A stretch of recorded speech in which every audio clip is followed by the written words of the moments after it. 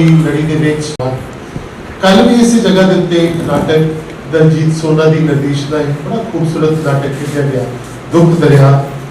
और अज तुसी नाटक देखोगे सीस श्री गुरु तेग बहादुर जी की 400 साला जन्म शताब्दी को समर्पित उन्होंने जीवन गाथा। ये नाटक असी जो सैकेंड वेव आई गया उस तो पहले लॉकडाउन तो असी तैयार कर रहे सी, तैयार किया असी शोज मिथे सी, पर एकदम लॉकडाउन हो करके फिर असी कर ना सके। उदों ये तैयारी की सी और असी ये नाटक मुख्य रूप से लाइट एंड साउंड विधि नाल तैयार किया सी, क्योंकि बहुत वड्डियां थावां दे उत्ते नाटक होना सी। सो अज उस रूप दे विच क्योंकि रिकॉर्डेड है नाटक सारा ते उस रूप विच जिहड़ा कलाकार तुहाडे नाल साझा करनगे नाटक 1 घंटा 16 मिनट का नाटक है। सो श्री गुरु तेग बहादुर जी की जन्म शताब्दी को समर्पित उन्होंने जीवन गाथा सीस। इस तो पहले कि मैं नाटक शुरू करने की बेनती है कि अपने मोबाइल फोन जरूर स्विच ऑफ कर लो। असी जिवें हर बारी ठीक 6 बजे असी अपना प्रोग्राम शुरू कर लेंगे हैं जो भी टाइम दिता हो। सो अगले दिनों में भी असी इसी तरह और सिर्फ एक 14 तरीक के प्रोग्राम की साड़ी चेंज है वो मैं तुहाडे साझी कर रहा, क्योंकि 15 अगस्त को इसी नाल जी साडी ग्राउंड के विच साडे मुख्यमंत्री साहब आ रहे हैं कि वो हिफाजत वजों ये सारी बिल्डिंग जिहड़ी है वो जिहड़े हिफाजती दस्ते होंदे उन्हां दे कब्जे विच आ जाएगी अगला हफ्ता। सो इस करके 14 तरीक का प्रोग्राम जिहड़ा 14 को नहीं कर सकांगे, 15 को असीं शाम को क्योंकि प्रोग्राम उत्ते ग्राउंड 11-12 बजे खत्म हो जाएगा तो फिर असीं इत्थे अपने प्रोग्राम कर सकांगे। 15 तरीक शाम को असीं इत्थे वैसे सावन उत्सव जिहड़ा वो लिखिया होया वा वो होएगा। उसी तरह तीयां दा मेला, पर तीयां दे मेले तो पहला जिहड़ा 14 तरीक का प्रोग्राम असीं कवि दरबार है वो भी शाम को 4 बजे असीं शुरू करांगे और 5:30 बजे फिर तीयां दा मेला होएगा। सो दोनों प्रोग्राम असीं इक्को दिन करांगे। सो ਉਹਦੇ ਲਈ ਤੁਹਾਨੂੰ ਅਗਾਊਂ सूचना दे रहे हैं, ਤੁਹਾਡੇ ਨਾਲ ਸਾਂਝੀ कर रहे हैं, बाकी दोस्तों मित्रों नाल ये सूचना ਤੁਸੀਂ ਸਾਂਝੀ कर रहे हैं। सो बिना किसी और देरी तो पेश कर रहे हैं नाटक सी। नाटक जो मैं लिख रहा सी ते नाटक लिखदे होया कुछ बहुत सारी इतिहासक चीज़ां, बहुत सारे इतिहासक तत्व जिन्हां तो मैनूं कुछ लग रहा सी कि हाँ ये बारे होर जानकारी लैनी है। और साडे बहुत ही मित्र प्यारे, बहुत ही साडे अपने doctor Inderjit Singh Gugwani principal Khalsa college senior secondary school, उन्होंने सारी स्क्रिप्ट को वाचिया, इतिहासक तत्व पक्षों बहुत सारे सुझाव भी दिते और उन्होंने इस नाटक की जी गीतकारी तुसीं सुनोगे वो गीतकारी उन्होंने गीत लिखे इस नाटक के। इंद्रजीत सिंह गुगवाणी जी साडे विचकार ने, जी आया। और इस नाटक का संगीत हरिंदर सोल होरां ने तैयार किया और बिल्कुल एक संगीतक ओपेरा है जिहड़ा तुहाडे सामने असी जीवन गाथा श्री गुरु तेग बहादुर जी की उन्होंने याद को समर्पित पेश कर रहे हैं सीस।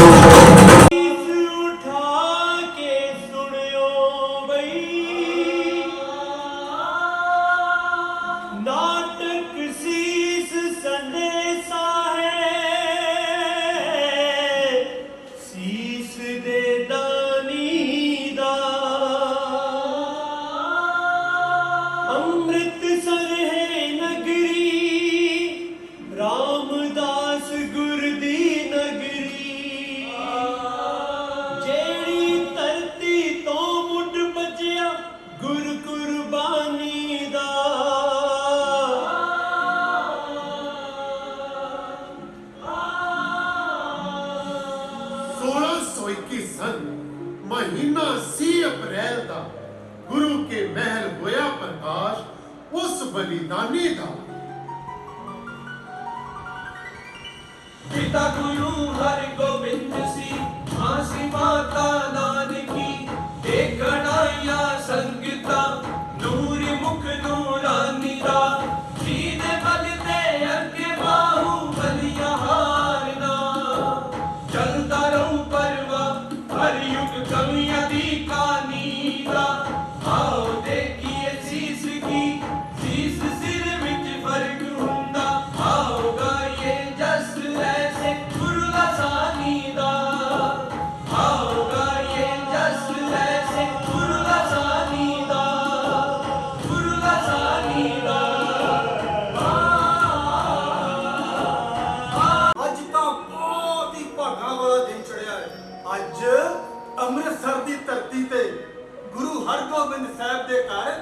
माता नानकी जी की कुखों ऐसे बालक का जन्म होया जो बहुत वड्डा त्यागी ते तपस्वी होएगा।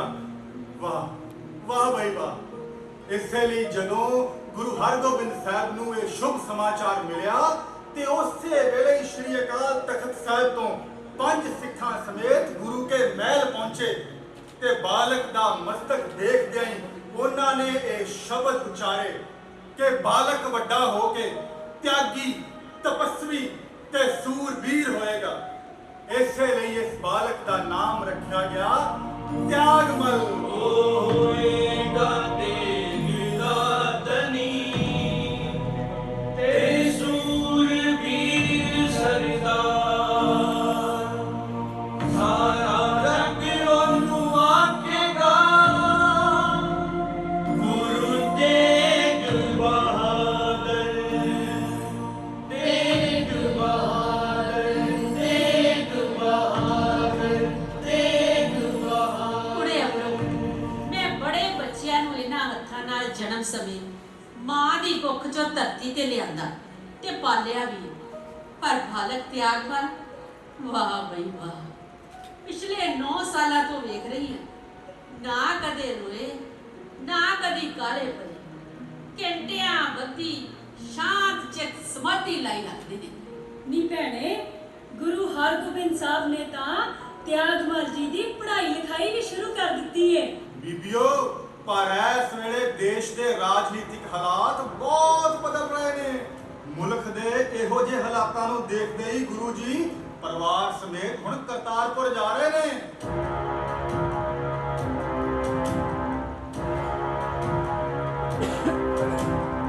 ਗੁਰੂ ਅਰਜਨ ਦੇਵ ਜੀ ਦੇ ਵਸਾਏ ਨਗਰ ਕਰਤਾਰਪੁਰ ਵਿੱਚ ਗੁਰੂ ਨਾਨਕ ਦੇ ਘਰ ਨਾਲ ਪਿਆਰ ਰੱਖਣ ਵਾਲੇ ਲੋਕ ਆ ਵਸੇ ਸਨ। ਕਰਤਾਰਪੁਰ ਰਹਿੰਦਿਆਂ ਹੀ ਤੇਗ ਬਹਾਦਰ ਜੀ ਦਾ ਵਿਆਹ ਬੀਬੀ ਗੁਜਰੀ ਜੀ ਨਾਲ ਹੋਇਆ।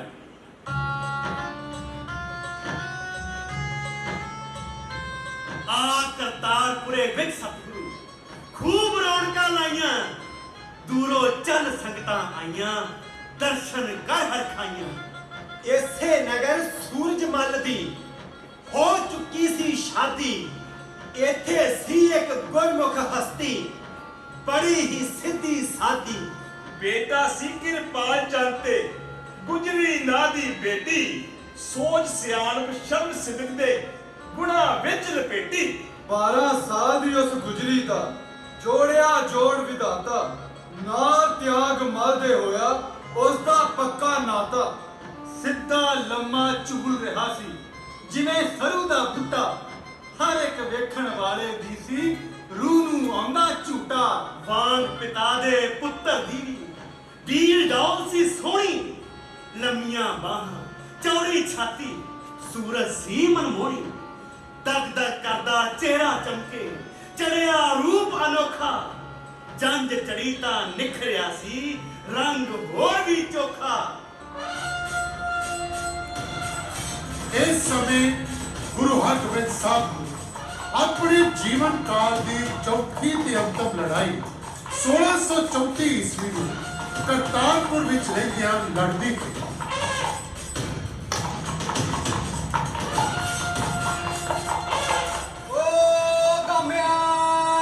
ਓਏ ਹਾਂ ਨਾਮਿਆ, ਓਏ ਕੀ ਯੁੱਧ ਚ ਤਿਆਗਮਲ ਨੇ ਤਾਂ ਬੱਲੇ ਬੱਲੇ ਕਰਵਾਤੀ। ਤੈਨੂੰ ਪਤਾ ਉਹ ਪੈਂਦੇ ਖਾਨੇ ਜਲੰਧਰ ਦੇ ਫੌਜਦਾਰ ਕੁੱਤਮ ਖਾਨ ਦੀ ਮਦਦ ਲੈ ਕੇ ਕਰਤਾਰਪੁਰ ਨੂੰ ਆਣ ਕੇ ਰਿਹਾ। ਬਈ ਉੱਥੇ ਬੜੇ ਕਮਸਾਂ ਦਾ ਯੁੱਧ ਹੋਇਆ। ਉਹ ਮੈਂ ਤੇ ਹੋਰ ਸੁਣਿਆ ਉਹ ਕਹਿੰਦੇ ਬੈਰੀ ਦੀਆਂ ਫੌਜਾਂ ਜਿਸ ਪਾਸੇ ਆਉਂਦੀਆਂ ਸੀ, ਓਏ ਉਧਰ ਜਾ ਕੇ ਤਿਆਗਮਲ ਨੇ ਵੈਰੀਆਂ ਦਾ ਟਾਕਰਾ ਕੀਤਾ। ਬਈ ਕਹਿੰਦੇ ਨੇ ਤਿਆਗਮਲ ਨੇ ਯੁੱਧ 'ਚ ਕਮਾਲ ਹੀ ਕਰਤੀ। ਸਭ ਤੋਂ ਅੱਗੇ ਹੋ ਕੇ ਤਲਵਾਰ ਚਲਾਈ, ਆਪਣੀ ਢਾਲ ਨਾਲ ਦੁਸ਼ਮਣ ਦੀਆਂ ਫੌਜਾਂ ਦੇ ਵਾਰ ਵੀ ਰੋਕੇ, ਤੇ ਫਿਰ ਜਿਹੜਾ ਵੀ ਸਾਹਮਣੇ ਆਇਆ ਉਹਨੂੰ ਪਾਰ ਬੁਲਾਤਾ। ਤੇ ਉਧਰ ਗੁਰੂ ਹਰਗੋਬਿੰਦ ਸਾਹਿਬ ਸਾਹਮਣੇ ਦੇਖਦੇ ਕਿ ਕਿਵੇਂ ਬਹਾਦਰੀ ਨਾਲ ਉਹਨਾਂ ਦਾ ਛੋਟਾ ਸਾਹਿਬਜ਼ਾਦਾ ਤਿਆਗਮਲ ਜੰਗ ਵਿੱਚ ਦੁਸ਼ਮਣਾਂ ਦੇ ਛੱਕੇ ਛਡਾ ਰਿਹਾ ਹੈ। ਉਹ ਕਾਮਿਆਂ ਸ਼ਾਹੀ ਫੌਜਾਂ ਨੂੰ ਤੇ ਭੱਜਣਾ ਹੀ ਪੈ ਗਈਆਂ, ਤੇ ਫਿਰ ਸਾਰੇ ਦੁਸ਼ਮਣ ਕੋਹੇ ਦਿਨ ਡੁੱਬਣ ਤੋਂ ਪਹਿਲਾਂ ਹੀ ਡੁੱਬ ਗਏ। ਯੁੱਧ ਵਿੱਚ ਸਫਲਤਾ ਪ੍ਰਾਪਤ ਕਰਕੇ ਜਦ ਤਿਆਗਮਲ ਦੀ ਵਾਪਸ ਪਰਤੇ ਤਾਂ ਪਿਤਾ ਗੁਰੂ ਹਰਗੋਬਿੰਦ ਸਾਹਿਬ ਨੇ ਆਪਣੇ ਬਹਾਦਰ ਸਾਹਿਬਜ਼ਾਦੇ ਨੂੰ ਗੱਲ ਵਕੜੀ ਵਿੱਚ ਲੈ ਲਿਆ, ਥਾਪੜਾ ਦਿੱਤਾ ਤੇ ਬੜੇ ਪਿਆਰ ਨਾਲ ਆਖਿਆ ਕਿ ਅੱਜ ਤੁਸੀਂ ਇਸ ਯੁੱਧ ਵਿੱਚ ਜਿਸ ਤਰ੍ਹਾਂ ਤੇਗ ਚਲਾਈ ਹੈ, ਜਿਸ ਵੀਰਤਾ ਦਾ ਪ੍ਰਗਟਾਵਾ ਕੀਤਾ ਹੈ, ਉਸ ਕਰਕੇ ਤੁਹਾਡਾ ਨਾਮ ਤਿਆਗਮਲ ਨਹੀਂ, ਤੇਗ ਬਹਾਦਰ ਹੋਏਗਾ। ਤਿਆਗਮਲ ਨਹੀਂ ਤੇਗ ਬਹਾਦਰ, ਇਹ ਬਣੇਗਾ ਹਿੰਦ ਦੀ ਚਾਦਰ, ਧਰਮ ਦੀ ਚਾਦਰ, ਤੇਗ ਬਹਾਦਰ, ਤੇਗ ਬਹਾਦਰ। ਤੈਨੂੰ ਪਤਾ ਭੈਣੇ, ਗੁਰੂ ਹਰਗੋਬਿੰਦ ਸਾਹਿਬ ਨੇ ਸਾਰੀ ਸੰਗਤ ਦੇ ਸਾਹਮਣੇ ਭਰੇ ਦੀਵਾਨ 'ਚ ਐਲਾਨ ਕਰਕੇ ਗੁਰਗੱਦੀ ਆਪਣੇ ਛੋਟੇ ਪੋਤਰੇ ਸ੍ਰੀ ਹਰਿ ਰਾਏ ਜੀ ਨੂੰ ਦੇ ਕੇ 7ਵੀਂ ਨਾਨਕ ਜੋਤ ਬਣਾਤਾ ਹੈ। ਭੈਣੇ ਹਰ ਰਾਏ ਜੀ ਬਾਬਾ ਗੁਰਦਿੱਤਾ ਜੀ ਦੇ ਛੋਟੇ ਸਾਹਿਬਜ਼ਾਦੇ ਆ ਨਾ? ਆਹੋ ਭੈਣ, ਪਰ ਉਹਨਾਂ ਦੀ ਉਮਰ ਤਾਂ ਹਾਲੇ 14 ਕੁ ਸਾਲ ਹੀ ਏ। ਆਹੋ ਭੈਣੇ, ਹਰ ਰਾਏ ਜੀ ਵੀ ਬਚਪਨ ਤੋਂ ਹੀ ਪ੍ਰਭੂ ਭਗਤੀ ਵਿੱਚ ਲੀਨ ਰਹੇ ਨੇ। ਹਾਂ ਭੈਣੇ, ਤੇਗ ਬਹਾਦਰ ਜੀ ਦੀ ਮਾਤਾ ਨਾਨਕੀ ਜੀ ਨੇ ਗੁਰੂ ਹਰਗੋਬਿੰਦ ਸਾਹਿਬ ਤੋਂ ਪੁੱਛਿਆ, ਹੇ ਸੱਚੇ ਪਾਤਸ਼ਾਹ, ਸਾਡੇ ਲਈ ਕੀ ਆਦੇਸ਼ ਹੈ? ਤੇ ਉਹਨਾਂ ਨੇ ਕਿਹਾ, ਤੁਸੀਂ ਆਪਣੇ ਇਸ ਪੁੱਤਰ ਤੇਗ ਬਹਾਦਰ ਤੇ ਨੂੰਹ ਗੁਜਰੀ ਨੂੰ ਲੈ ਕੇ ਆਪਣੇ ਪੇਕੇ ਪਿੰਡ ਬਕਾਲੇ ਚਲੇ ਜਾਓ। ਨਗਰ ਬਕਾਲਾ, ਨਗਰ ਬਕਾਲਾ, ਨਗਰ ਬਕਾਲਾ, ਨਗਰ ਬਕਾਲਾ, ਅੰਮ੍ਰਿਤਸਰ ਦੇ ਜ਼ਿਲ੍ਹੇ ਵਿੱਚ ਸੀ ਵਸਦਾ ਨਗਰ ਬਕਾਲਾ। ਉਗ ਵਸਦੀ ਉਸ ਬਸਤੀ ਦਾ ਸੀ ਸੋਹਣਾ ਆੜ ਦੁਆੜਾ, ਉਗ ਵਸਦੀ ਉਸ ਬਸਤੀ ਦਾ ਸੀ ਸੋਹਣਾ ਆੜ ਦੁਆੜਾ। ਉਦੋਂ ਪਿਆਸਾ ਦਰਿਆ ਕੰਢੇ ਇਹ ਕਸਬਾ ਸੀ ਭਾਰੀ, ਜੋ ਸੀ ਇੱਕ ਸਿੱਖੀ ਦਾ ਕੇਂਦਰ ਧਰਤੀ ਗੁਰੂ ਸਵਾਰੀ, ਜੋ ਸੀ ਇੱਕ ਸਿੱਖੀ ਦਾ ਕੇਂਦਰ ਧਰਤੀ ਗੁਰੂ ਸਵਾਰੀ। ਕੀਰਤਪੁਰ ਤੋਂ ਮਾਤ ਨਾਨਕੀ ਆਏ ਵਿੱਚ ਬਕਾਲੇ, ਤੇਗ ਬਹਾਦਰ ਤੇ ਗੁਜਰੀ ਜੀ ਆ ਗਏ ਉਹਨਾਂ ਦੇ ਨਾਲੇ, ਤੇਗ ਬਹਾਦਰ ਤੇ ਗੁਜਰੀ ਜੀ ਆ ਗਏ ਉਹਨਾਂ ਦੇ ਨਾਲੇ। ਨਗਰ ਨਾਨਕਾ ਤੇਗ ਹੋਰਾਂ ਦਾ ਨਹੀਂ ਸੀ ਤਰਕ ਬੇਗਾਨੀ, ਹਰੀ ਚੰਦ ਸੀ ਨਾਨਾ ਉੱਥੇ ਹਰਦੇ ਹੀ ਸੀ ਨਾਨੀ, ਹਰੀ ਚੰਦ ਸੀ ਨਾਨਾ ਉੱਥੇ ਹਰਦੇ ਹੀ ਸੀ ਨਾਨੀ। ਤੇਗ ਬਹਾਦਰ ਜੀ ਬਕਾਲੇ ਰਹਿੰਦਿਆਂ ਇਕਾਂਤ ਤੇ ਸ਼ਾਂਤ ਜੀਵਨ ਬਤੀਤ ਕਰ ਰਹੇ ਸੀ। ਆਪ ਬਹੁਤਾ ਚਿਰ ਭੋਰੇ ਵਿੱਚ ਰਹਿ ਕੇ ਜਪ ਤੇ ਸਿਮਰਨ ਕਰਦੇ ਰਹਿੰਦੇ ਸਨ। ਉੱਥੇ ਹੀ ਸੀ ਤੇਗ ਬਹਾਦਰ, ਸ਼ੁਰੂ ਤਪੱਸਿਆ ਕੀਤੀ, ਸੇਵਪਤੀ ਦੀ ਮਾਤਾ ਗੁਜਰੀ ਆਪਣੇ ਜਿੰਮੇ ਲਿੱਤੀ। ਜਾਂਦਾ ਪਿਆ ਸੀ ਸਨ ਈਸਵੀ 1644, ਗੁਰੂ ਪਿਤਾ ਦੀ ਹੁਕਮ ਦੀ ਉੱਥੇ ਲਾਜ ਗਈ ਸੀ ਪਾਲੀ। ਉਸੇ ਘਰ ਦੇ ਅੰਦਰ ਹੀ ਸੀ ਉਹਨਾਂ ਗੁਫਾ ਬਣਾਈ, ਉਸੇ ਵਿੱਚ ਬਹਿ ਕੇ ਸਿਮਰਨ ਕੀਤਾ, ਕੋਲ ਸਮਾਧੀ ਲਾਈ। ਉੱਥੇ ਹੀ ਸੀ ਸਹਿਜ ਜੋਗ ਦੀ ਉਹਨਾਂ ਸਾਧਨਾ ਸਾਧੀ, ਉਸ ਸੱਚ ਦੀ ਭਗਤੀ ਕੀਤੀ ਜੋ ਹੈ ਆਦ ਜੁਗਾਦੀ। ਭੋਰੇ ਅੰਦਰ ਜਿਸ ਵੇਲੇ ਵੀ ਲਿਵ ਲੀਨ ਹੋ ਬੈਂਦੇ, ਮਾਤਾ ਗੁਜਰੀ ਸੇਵਾ ਦੇ ਵਿੱਚ ਹਰਦਮ ਜੁਟੇ ਰਹਿੰਦੇ।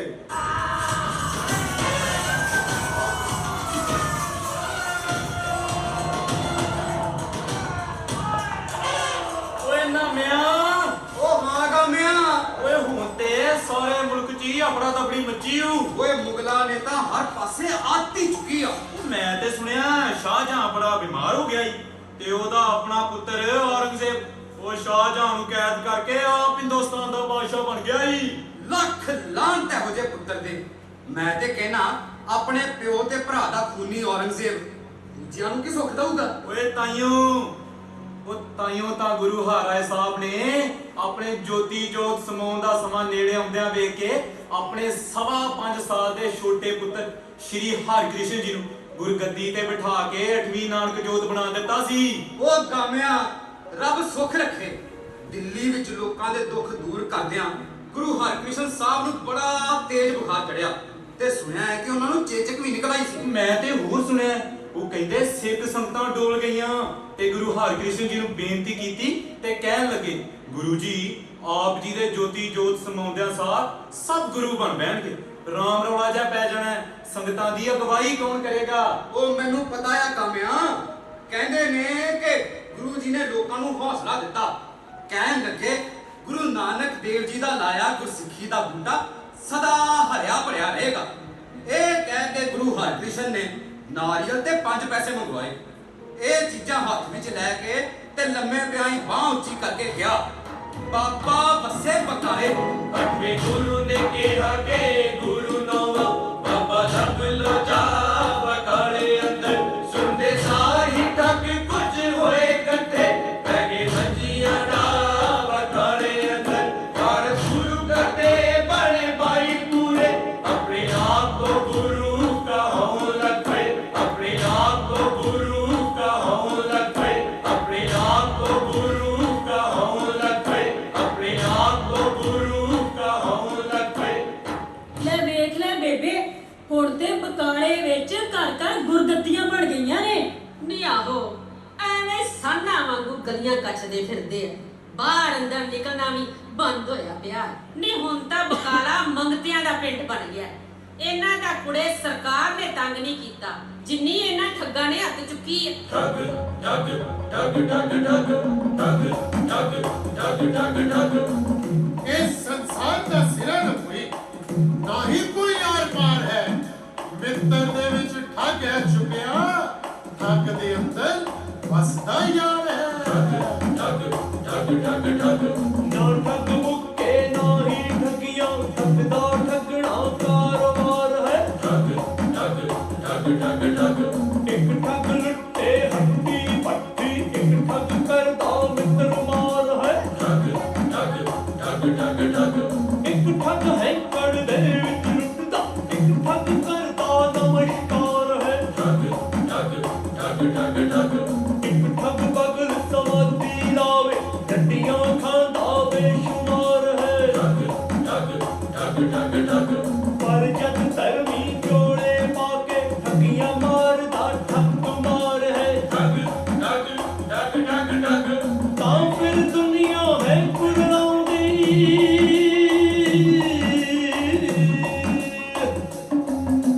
ਤਾਂ ਫਿਰ ਦੁਨੀਆ ਹੈ ਕੁਰਲਾਉਂਦੀ, ਕਲਾਵਰਤਾਂ ਦਾ ਨਿਰੰਕਾਰ ਹੈ, ਕਲਾਵਰਤਾਂ ਦਾ ਨਿਰੰਕਾਰ ਹੈ। ਠੱਗ ਠੱਗ ਮਾਤਾ ਜੀ ਆਜੋ। ਹਾਂ ਸਿੱਧਾ ਸਿੱਧਾ ਮਾਤਾ ਜੀ ਮੇਰੀ ਨੱਕ ਦੀ ਸੇ ਤੇ ਤੁਰਿਓ। ਹਾਂ ਆਜੋ ਆਜੋ ਆਜੋ ਮਾਤਾ ਜੀ ਆਜੋ। ਮਾਈ ਕਿੱਧਰ ਚੱਲੀ ਹੈ? ਮੈਂ ਭਾਈ ਗੁਰੂ ਦਰਸ਼ਨਾਂ ਲਈ ਚੱਲੀ ਆ। ਪਰ ਆਈ ਕਿੱਥੋਂ ਹੈ ਮਾਈ? ਮੈਂ ਅੰਮ੍ਰਿਤਸਰੋਂ ਆਈ ਆ।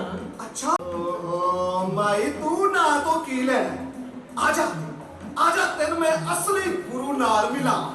ਫੇਰ ਵੀ ਤੁਹਾਡੇ ਗੁਰੂ ਕਿਹੜੀ ਕੁਲ ਚੋਂ ਨੇ, ਕੋਈ ਪਤਾ ਤਾਂ ਲੱਗੇ। ਓ ਮਾਈ ਤੂੰ ਅੰਬ ਖਾਣੇ ਨੇ ਕਿ ਖਿੜਕਾਂ ਕਿੰਨੀਆਂ ਨੇ? ਆਜਾ ਆਜਾ ਤੈਨੂੰ ਅਸਲੀ ਗੁਰੂ ਦੇ ਕੋਲ ਲੈ ਕੇ ਚੱਲਾਂ। ਆ ਨਾਲੇ ਇਹ ਤਾਂ ਦੱਸ ਤੂੰ ਭੇਟਾ ਕੀ ਲਿਆਈ?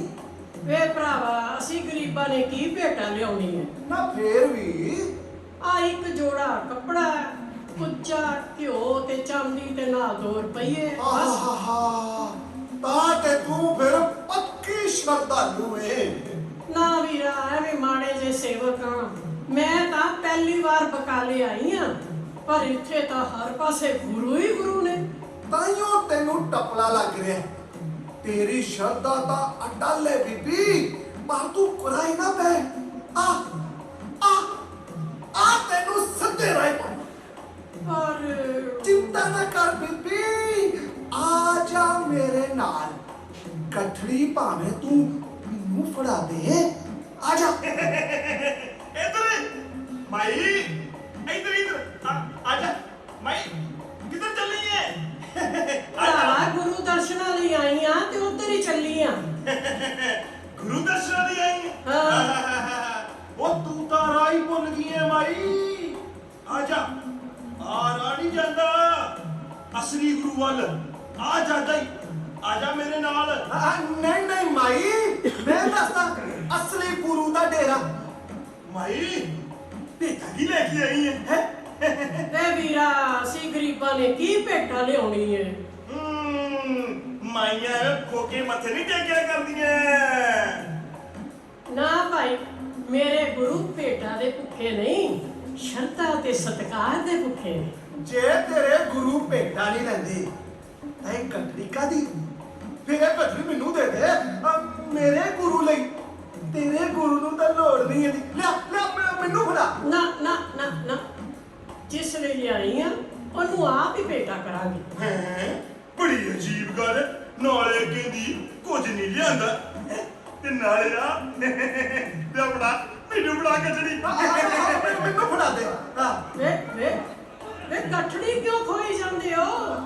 ਮੈਨੂੰ ਲੱਗਦਾ ਤੁਸੀਂ ਮੇਰੇ ਤੋਂ ਪਹਿਲਾਂ ਮੇਰੀ ਗੱਠੜੀ ਨੂੰ ਦਰਸ਼ਨ ਕਰਾਉਣਾ ਚਾਹੁੰਦੇ ਹੋ।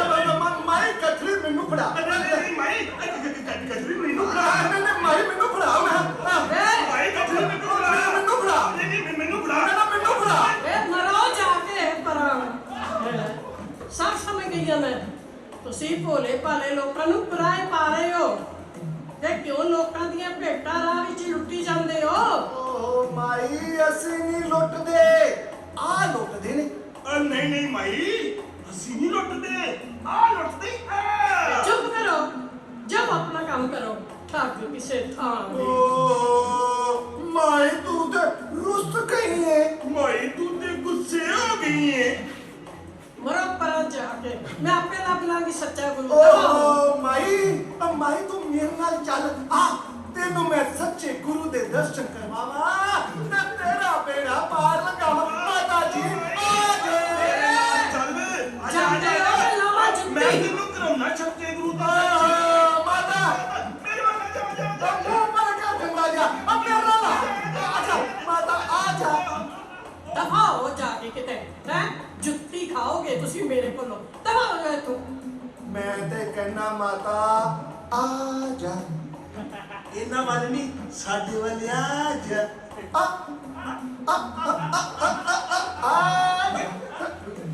ਠੱਗ ਕਿਸੇ ਥਾਂ ਦੇ ਮਰਨ ਜੋਗੇ।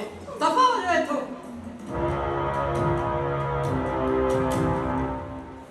ਮੱਖਣ ਸ਼ਾਹ ਵਪਾਰੀ ਨੇ ਸ਼ੁਕਰ ਕੀਤਾ, ਸੁੱਖੀ ਹੋਈ ਉਹ ਸੁਖਣਾ ਲਾਉਣ ਤੁਰਿਆ। 500 ਮੋਹਰ ਤੇ ਨਾਲ ਦਸਵੰਧ ਲੈ ਕੇ ਨੌਵੇਂ ਗੁਰੂ ਦੀ ਭੇਟ ਚੜਾਉਣ ਤੁਰਿਆ। ਜਾ ਕੇ ਵਿੱਚ ਬਕਾਲੇ ਤੇ ਕੀ ਡਿੱਠਾ, ਕਈ ਗੁਰੂ ਸਨ ਬੈਠੇ ਗਧੇਲਿਆਂ ਤੇ। ਬੜੇ ਫੱਬੇ ਸਨ ਮੋਟਿਆਂ ਢਿੱਡਾਂ ਵਾਲੇ, ਲਾਲੀ ਚੜੀ ਹੋਈ ਸੀ ਉਹਨਾਂ ਵੇਲਿਆਂ ਤੇ। ਮੈਂ ਮੱਖਣ ਸ਼ਾਹ ਲੁਬਾਣਾ, ਵੱਡਾ ਸੌਦਾਗਰ, ਇਹਨਾਂ ਜਵਾਹਰਾਤਾਂ ਦਾ ਵਪਾਰੀ। ਮੇਰਾ ਆਪਣਾ ਜਹਾਜ਼ ਹੈ। ਮੈਂ ਸਿੱਖ ਗੁਰੂਆਂ ਦਾ ਅਨੰਨ ਸ਼ਰਧਾਲੂ ਹਾਂ, ਇੱਕ ਵੱਡਾ ਵਪਾਰੀ ਹਾਂ। ਪਰਦੇਸਾਂ ਤੋਂ ਕਈ ਕਿਸਮ ਦਾ ਸਮਾਨ ਲਿਆ ਕੇ ਆਪਣੇ ਦੇਸ਼ ਵਿੱਚ ਵੇਚਦਾ ਹਾਂ। ਇਸੇ ਤਰ੍ਹਾਂ ਹੁਣ ਜਦੋਂ ਮੈਂ ਮਾਲ ਦੇ ਰੱਦੇ ਦਾ ਹਾਲ ਲਿਆ ਰਿਹਾ ਸੀ, ਸਮੁੰਦਰ ਵਿੱਚ ਬੜਾ ਤੂਫਾਨ ਆਇਆ।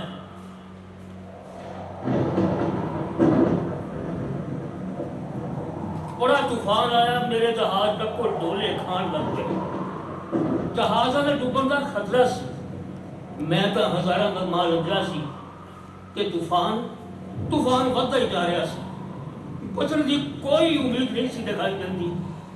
ਮੈਂ ਤੇ ਕੀ ਕਪਤਾਨ ਤੇ ਮਲਾਹ ਵੀ ਬੜੇ ਘਬਰਾ ਗਏ। ਮੈਂ ਗੁਰੂ ਘਰ ਦਾ ਬੜਾ ਪ੍ਰੇਮੀ ਹਾਂ। ਮੈਨੂੰ ਯਕੀਨ ਸੀ ਕਿ ਔਖੇ ਵੇਲੇ ਗੁਰੂ ਜੀ मेरी मदद जरूर करनगे। मैं अखां बंद कीतियां ते हाथ जोड़ के अरदास की, हे अंतरजामी गुरु, मेरे डुबते जहाज नूं बचाओ।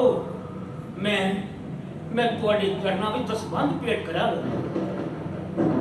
सच्चे दिलों कीती मेरी अरदास सुनी गई।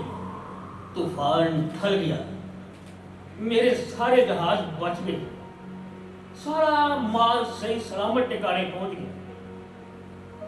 समुद्र के किनारे पे अपना माल सामान उतार के उसनूं गोदामां विच संभाल के मैं अपना इकरार पूरा करन बकाले आ गया। पर इत्थे तक कई गुरु बने बैठे ने। ਮੈਨੂੰ ਸਮਝ ਨਹੀਂ ਆ ਰਹੀ ਕਿ ਇਸ ਵਿੱਚ ਗੁਰੂ ਕੌਣ ਹੈ। ਮੈਨੂੰ ਜਿਸ ਕਿਸੇ ਨੇ ਵੀ ਗੁਰੂ ਦਾ ਪਤਾ ਦੱਸਿਆ ਉਸੇ ਅੱਗੇ ਜਾ ਹਾਜ਼ਰ ਹੋਇਆ ਤੇ ਹਰੇਕ ਅੱਗੇ ਮੱਥਾ ਟੇਕਿਆ, ਦੋ ਮੋਹਰਾਂ ਪੇਟ ਕੀਤੀਆਂ, ਪਰ ਮੇਰੀ ਤਸੱਲੀ ਨਾ ਹੋਈ।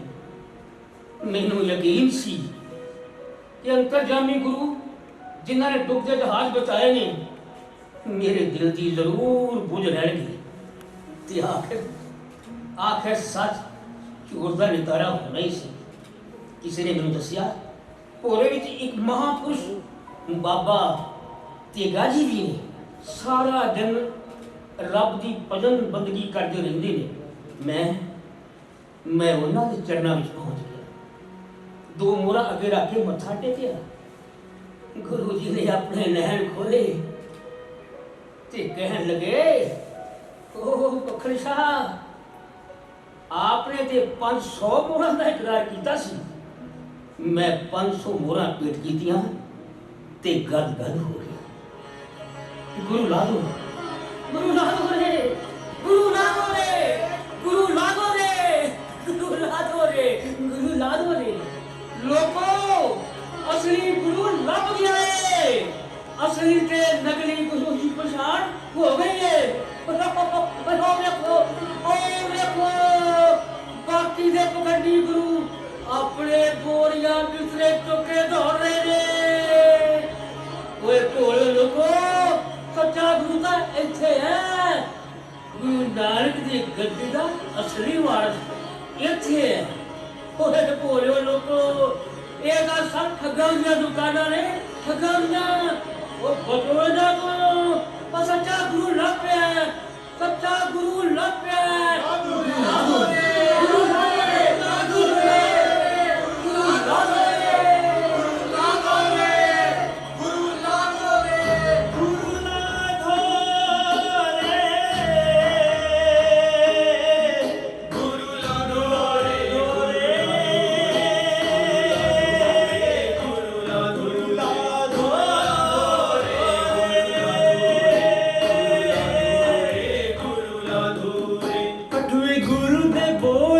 सच हो गए गुरु ला दो रे, गुरु ला दो रे, गुरु ला दो रे, गुरु ला दो रे, गुरु ला दो रे, गुरु ला दो रे। बाबा पे असी नितर बताने विचों गुरु ला दो रे, गुरु ला दो रे, गुरु ला दो रे, गुरु ला दो रे। सुन के गुरु बनावटी नस उठे गुरु ला दो रे, गुरु ला दो रे, गुरु ला दो रे, गुरु ला दो रे।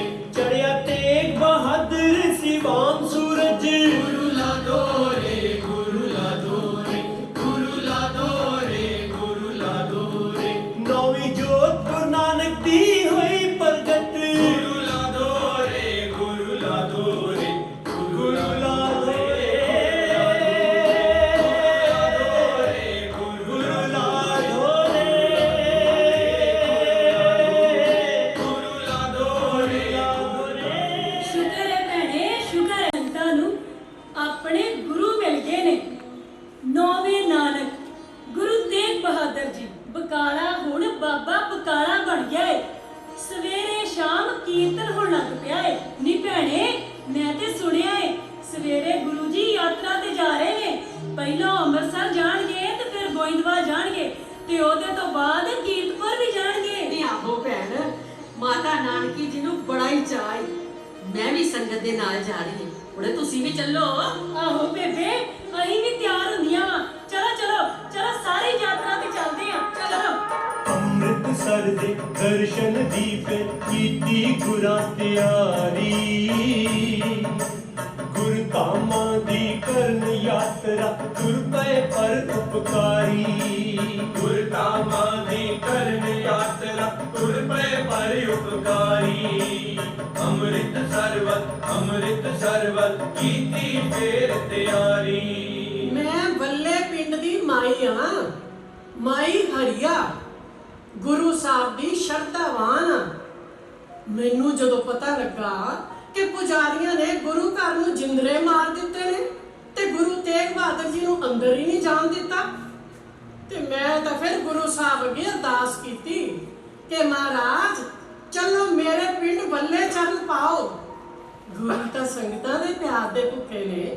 ਉਹ ਅੰਮ੍ਰਿਤਸਰ ਤੋਂ ਹੀ ਬੱਲੇ ਪਿੰਡ ਚਲੇ ਗਏ ਤੇ ਸ਼ਾਮ ਰਹਿਰਾਸ ਸਾਹਿਬ ਦਾ ਪਾਠ ਕੀਤਾ ਤੇ ਦਰਬਾਰ ਬੱਲੇ ਪਿੰਡ ਜਾ ਲਾਇਆ।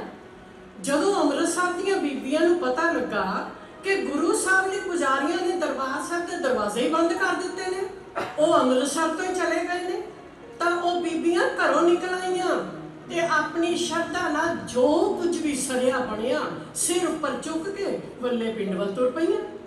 ਜਾ ਕੇ ਗੁਰੂ ਜੀ ਅੱਗੇ ਹੱਥ ਜੋੜ ਕੇ ਖੜ ਗਈਆਂ। ਕੁਝ ਬੀਬੀਆਂ ਤੇ ਪੁਜਾਰੀਆਂ ਨਾਲ ਜਾ ਕੇ ਲੜੀਆਂ ਵੀ ਤੇ ਦਰਬਾਰ ਸਾਹਿਬ ਦੇ ਦਰਵਾਜ਼ੇ ਵੀ ਖੁਲਵਾਏ। ਗੁਰੂ ਤੇਗ ਬਹਾਦਰ ਜੀ ਮਾਈਆਂ ਉੱਪਰ ਬਹੁਤ ਹੀ ਖੁਸ਼ ਹੋਏ ਤੇ ਉਹਨਾਂ ਨੇ ਵਰ ਦਿੱਤਾ, ਮਾਈਆਂ ਰੱਬ ਰਜਾਈਆਂ।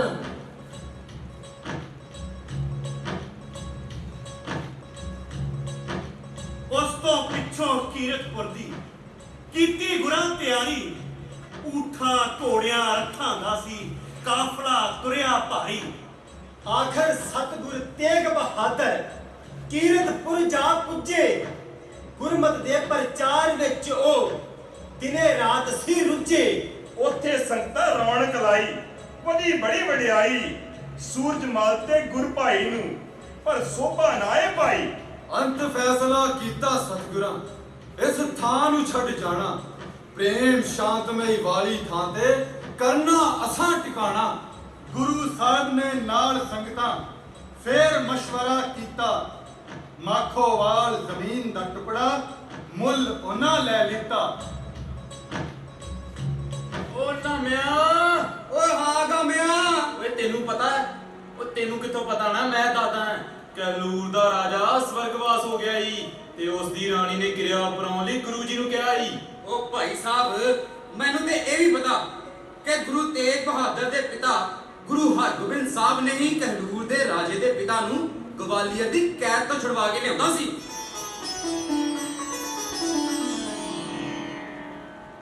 ਮੈਂ ਕਹਿਲੂਰ ਦੀ ਰਾਣੀ ਹਾਂ। ਗੁਰੂ ਸਾਹਿਬ ਨੇ ਮੈਨੂੰ ਬਹੁਤ ਦਿਲਾਸਾ ਦਿੱਤਾ ਹੈ।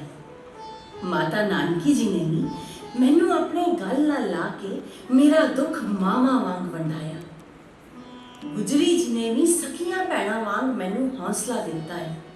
ਮੈਂ ਗੁਰੂ ਪਰਿਵਾਰ ਨੂੰ ਆਪਣਾ ਜਾਣ ਕੇ ਹੱਥ ਜੋੜ ਕੇ ਬੇਨਤੀ ਕੀਤੀ ਤੇ ਕਿਹਾ, ਸੱਚੇ ਬਾਦਸ਼ਾਹ, ਜੇ ਠੀਕ ਸਮਝੋ ਤਾਂ ਤੁਸੀਂ ਸਦਾ ਲਈ ਮੇਰੇ ਸਿਰ ਉੱਪਰ ਆਪਣਾ ਮਿਹਰ ਭਰਿਆ ਹੱਥ ਰੱਖੋ। ਮੇਰਾ ਇੰਨਾ ਇਲਾਕਾ ਬੇਆਬਾਦ ਪਿਆ ਹੈ। ਤੁਸੀਂ ਜਿਹੜੀ ਵੀ ਜ਼ਮੀਨ ਆਖੋ ਮੈਂ ਤੁਹਾਡੇ ਨਾਂ ਕਰ ਦਿੰਦੀ ਹਾਂ।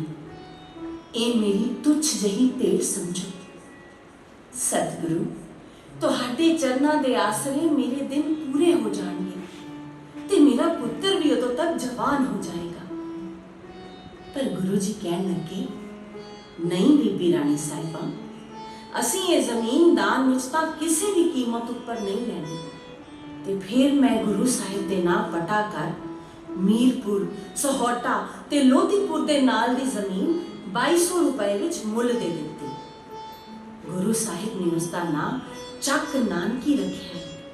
ਗੁਰੂ ਤੇਗ ਬਹਾਦਰ ਜੀ ਨੇ ਬਾਬਾ ਬੁੱਢਾ ਜੀ ਦੇ ਪੁੱਤਰ ਬਾਬਾ ਗੁਰਦਿੱਤਾ ਜੀ ਤੋਂ ਇਸ ਦੀ ਨੀਂਹ ਰਖਵਾਈ ਤੇ ਕੜਾ ਪ੍ਰਸ਼ਾਦ ਵਰਤਾਇਆ ਹੈ। ਤਨ ਤਨ ਕਰੋ, ਤਨ ਤਨ ਕਰੋ, ਮਿਲ ਸੰਗਤ ਤਨ ਤਨ ਕਰੋ, ਮਿਲ ਸੰਗਤ ਤਨ ਤਨ ਕਰੋ, ਤਨ ਤਨ ਕਰੋ। ਦੇਖ ਲਓ ਭਾਈ, ਕਿੰਨੀ ਛੇਤੀ ਸੰਗਤਾਂ ਦੀ ਸੇਵਾ ਨਾਲ ਇੱਕ ਬਹੁਤ ਸੁੰਦਰ ਨਗਰ ਦੀ ਉਸਾਰੀ ਹੋਣ ਲੱਗ ਪਈ। ਹੁਣ ਤੇ ਬਈ ਗੁਰੂ ਪਰਿਵਾਰ ਵੀ ਕੀਰਤਪੁਰ ਤੋਂ ਆ ਗਿਆ ਹੈ ਤੇ ਤੰਬੂਆਂ ਵਿੱਚ ਰਹਿਣ ਲੱਗ ਪਿਆ ਹੈ।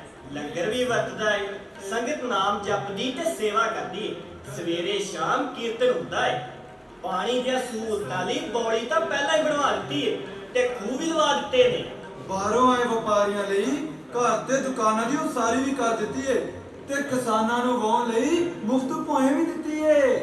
ਦੇਖ ਲਓ ਭਾਈ, ਵੇਦਿਆਂ ਵੇਦਿਆਂ ਚੱਕ ਨਾਨਕੀ ਇੱਕ ਸੋਹਣਾ ਨਗਰ ਵਸ ਗਿਆ ਏ। ਚੱਕ ਨਾਨਕੀ, ਚੱਕ ਨਾਨਕੀ, जग नानकी आनंदपुर आनंदपुर आनंदपुर आनंदपुर आनंदपुर आनंदपुर।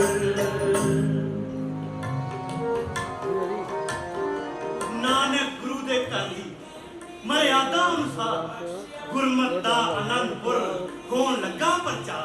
ਹੋਣ ਲੱਗੀਆਂ ਰੌਣਕਾਂ ਲੱਗਦਾ ਗੁਰ ਦਰਬਾਰ ਦੋਵੇਂ ਵੇਲੇ ਸੰਗਤਾਂ ਆ ਕੇ ਕਰਨ ਦੀਦਾਰ। ਸਤਿਗੁਰ ਦੇ ਪ੍ਰਤਾਪ ਦੀ ਚਰਚਾ ਪਈ ਸੀ ਚੱਲ, ਘਰ ਘਰ ਲੋਕਾਂ ਵਿੱਚ ਸੀ ਚੱਲ ਪਈ ਇਹ ਗੱਲ। महापुरख कोई आ गया, पई उजाड़ है बस, डरते भूत प्रेत सब गए न किधरे नस। आके बहुत पहाड़िए चरनी पए सिटै दुख रोग सी ओना दे गए शरीरों ले। ਜਿੱਥੇ ਜਿੱਥੇ ਗੁਰੂ ਤੇਗ ਬਹਾਦਰ ਸਾਹਿਬ ਜੀ ਜਾਂਦੇ ਨੇ ਉੱਥੇ ਉੱਥੇ ਲੋਕਾਂ ਵਿੱਚ ਇੱਕ ਨਵੀਂ ਰੂਹ ਤੇ ਨਵਾਂ ਉਤਸ਼ਾਹ ਜਾਗ ਪੈਂਦਾ ਹੈ। गुरु जी दे दर्शन करन ते उपदेश सुनने लई लोक वहीरा कट के दूरों दूरों आ रहे ने। ਹਾਂ ਭਾਈ ਗੁਰੂ ਜੀ ਤਾਂ ਹੁਣ ਹਰ ਵੇਲੇ ਲੋਕਾਂ ਦੀ ਭਲਾਈ ਦੇ ਕੰਮਾਂ 'ਚ ਲੱਗੇ ਰਹਿੰਦੇ ਨੇ। ਕਦੀ ਖੂਹ ਬਣਵਾਤਾ, ਕਦੀ ਤਲਾਬ ਬਣਵਾਤਾ। ਆਹੋ ਭੈਣੇ, ਤਾਈਓ ਤੇ ਲੋਕੀ ਧੜਾ ਧੜ ਗੁਰੂ ਵਾਲੇ ਬਣਦੇ ਜਾ ਰਹੇ ਨੇ। ਇਸੇ ਲਈ ਤਾਂ ਭਾਈ ਸਾਹਿਬ ਹੁਣ ਮੁਗਲ ਸਰਕਾਰ ਸਿੱਖੀ ਦੀ ਲਹਿਰ ਤੋਂ ਡਰਨ ਲੱਗ ਪਈ ਏ। ਨੀ ਭੈਣੇ, ਉਧਰ ਤਾਂ ਮੁਗਲ ਬਾਦਸ਼ਾਹ ਮੰਦਰ ਢਾ ਰਿਹਾ ਏ, ਉਹਨਾਂ ਉੱਪਰ ਮੁਸੀਬਤਾਂ ਦੀ ਉਸਾਰੀ ਹੋ ਰਹੀ ਏ। ਗੁਰੂ ਜੀ ਕਹਿੰਦੇ ਨੇ ਐਤਕੀ ਪੂਰਬ ਦੀ ਫੇਰੀ ਉਹਨਾਂ ਲੋਕਾਂ ਲਈ ਹੋਵੇਗੀ ਜਿਨ੍ਹਾਂ ਦੇ ਮਨਾਂ ਉੱਪਰ ਦੁੱਖਾਂ ਦੀ ਘਟਾ ਛਾਈ ਹੋਈ ਹੈ। ਉਹਨਾਂ ਨੂੰ ਹੌਸਲਾ ਦੇਣਾ ਸਾਡਾ ਫਰਜ਼ ਬਣਦਾ ਹੈ। ਹਿੰਦੂ ਕੌਮ ਜਿਹੜੀ ਆਪਣੀ ਧਰਤੀ ਆਪਣੇ ਦੇਸ਼ ਦੀ ਮਾਲਕ ਸੀ, ਉਸੇ ਦੇਸ਼ ਵਿੱਚ ਉਹਨਾਂ ਨਾਲ ਗੁਲਾਮਾਂ ਤੋਂ ਵੀ ਭੈੜਾ ਹਾਲ ਹੋਵੇ, ਕਿੰਨੇ ਅਫਸੋਸ ਦੀ ਗੱਲ। ਪਰ ਭਾਈ ਸਾਹਿਬ ਇੱਧਰ ਚੱਕ ਨਾਨਕੀ ਵਿੱਚ ਵੀ ਗੁਰੂ ਜੀ ਨੇ ਉਸਾਰੀ ਸ਼ੁਰੂ ਕਰਵਾ ਦਿੱਤੀ ਹੈ। गुरु जी कह रहे सी तुसी इत्थों दी कोई चिंता ना करो, बाहरों आईयां होईयां संगतां नूं निराश नहीं करना, पूरा जत्था होवेगा। पिछली वार दा जाना होर तरह दा सी, कहंदे ने पटना असाम ते ढाके दियां संगतां ने याद कीता तां सानू जाना चाहिदा। गुरु जी कह रहे सी मैं लैण आईयां संगतां नूं वापस नहीं मोड़ सकदा। ਚੰਗਾ ਭਾਈ, ਜਿਵੇਂ ਠੀਕ ਲੱਗੇ ਮੇਰੇ ਪਾਤਸ਼ਾਹ ਨੂੰ। ਭਾਈ ਮੇਰੇ ਪਾਤਸ਼ਾਹ ਦੀ ਤਾਂ ਐਤਕੀ ਇੰਨੀ ਮਿਹਰ ਹੋਈ ਹੈ, ਇੰਨੀ ਮਿਹਰ ਹੋਈ ਹੈ ਨਾ ਕਿ ਐਤਕਾਂ ਦੀ ਫੇਰੀ 'ਚ ਕੀਰਤਨੀਏ, ਰਬਾਬੀਏ, ਮਰਦੰਗ ਵਜਾਉਣ ਵਾਲੇ ਵੀ ਜਾ ਰਹੇ ਨੇ। ਭਾਈ ਐਤਕਾਂ ਦੀ ਫੇਰੀ ਤੇ ਵੇਖਣ ਵਾਲੀ ਹੋਣੀ ਆ, ਕਾਫਲੇ ਦੀਆਂ ਰੌਣਕਾਂ ਬਹੁਤ ਹੀ ਜ਼ਿਆਦੀਆਂ ਹੋਣੀਆਂ ਨੇ। ਨੀ ਭੈਣੇ, ਐਤਕੀ ਸਾਰੀ ਚੱਲੀ ਆ? ਹਾਂ ਭੈਣੇ। ਹਾਂ ਹਾਂ, ਗੁਜਰੀ ਜੀ ਤੇ ਮਾਤਾ ਜੀ ਵੀ ਇਸ ਕਾਫਲੇ ਨਾਲ ਜਾ ਰਹੇ ਨੇ।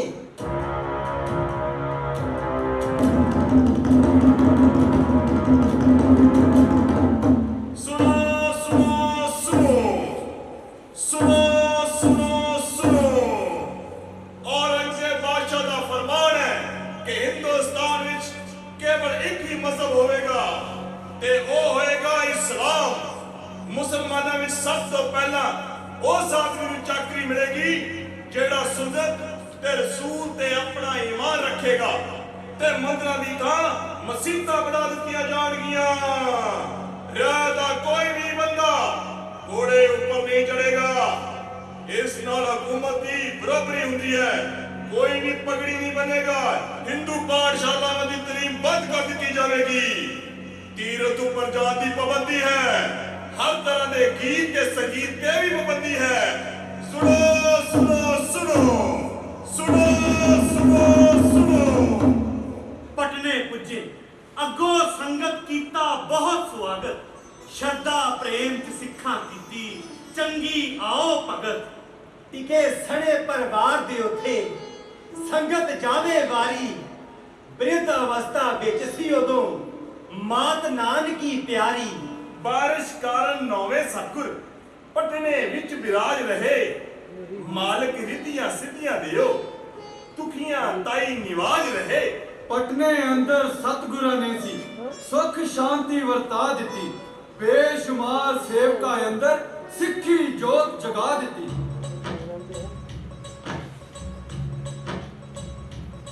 ਨੀ ਭੈਣੇ ਇੱਧਰ ਆ, ਤੈਨੂੰ ਮੈਂ ਇੱਕ ਖੁਸ਼ੀ ਦੀ ਗੱਲ ਦੱਸਾਂ। ਮਾਤਾ ਗੁਜਰੀ ਜੀ ਦੀ ਝੋਲੀ ਵਿੱਚ ਫੁੱਲ ਖਿੜ ਪਿਆ ਹੈ।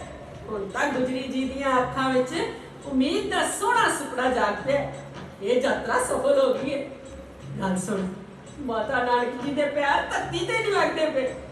ਗੁਜਰੀ ਜੀ ਨੇ ਮੈਨੂੰ ਦੱਸਿਆ ਕਹਿੰਦੇ ਸਾਰੀ ਉਮਰ ਜਿਸ ਦੀ ਭਾਲ ਕਰਦੀ ਰਹੀ ਉਹ ਦੀਪ ਉਸ ਦੀ ਕੁੱਖ ਵਿੱਚ ਜਗ ਪਿਆ। ਗੁਜਰੀ ਜੀ ਬਾਰ-ਬਾਰ ਕਹਿ ਰਹੇ ਨੇ, ਹੇ ਪਵਿੱਤਰ ਬੁੱਧ ਦੀ ਗਿਆਨ ਭੂਮੀ, ਮੈਨੂੰ ਵੀ ਉਸ ਗਿਆਨ ਦੀ ਰੋਸ਼ਨੀ ਦੇ, ਮੈਨੂੰ ਵੀ ਆਪਾ ਵਾਰਨ ਦੀ ਸ਼ਕਤੀ ਦੇ। ਮੇਰੀ ਕੁੱਖ ਦਾ ਦੀਪ ਸੂਰਜ ਬਣੇ ਤੇ ਨਵੇਂ ਰਾਹ ਚੁਣੇ।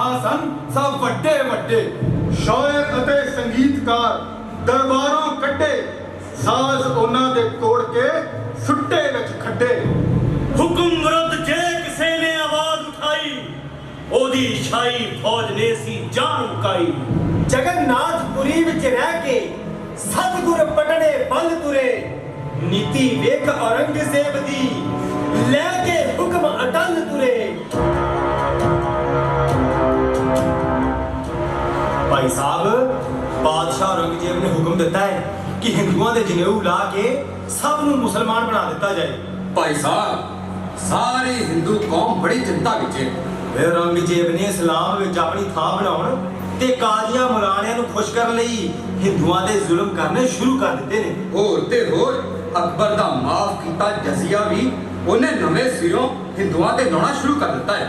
तेनू पता है कश्मीर के हाकम ने तो आती खाती है। कश्मीर का सूबेदार शेर अफगान हिंदुओं लई काल बन गया है। काल मुगला ते का चुकिया ओ मंदर टाए नारे बहते खून दे हिंदू कुर्लाए औरंगजेब जुल्म दे हिंद पतल छाए शेर अफगान कश्मीर ने फर आहू लाए वनक रल कश्मीर दे आनंदपुर आए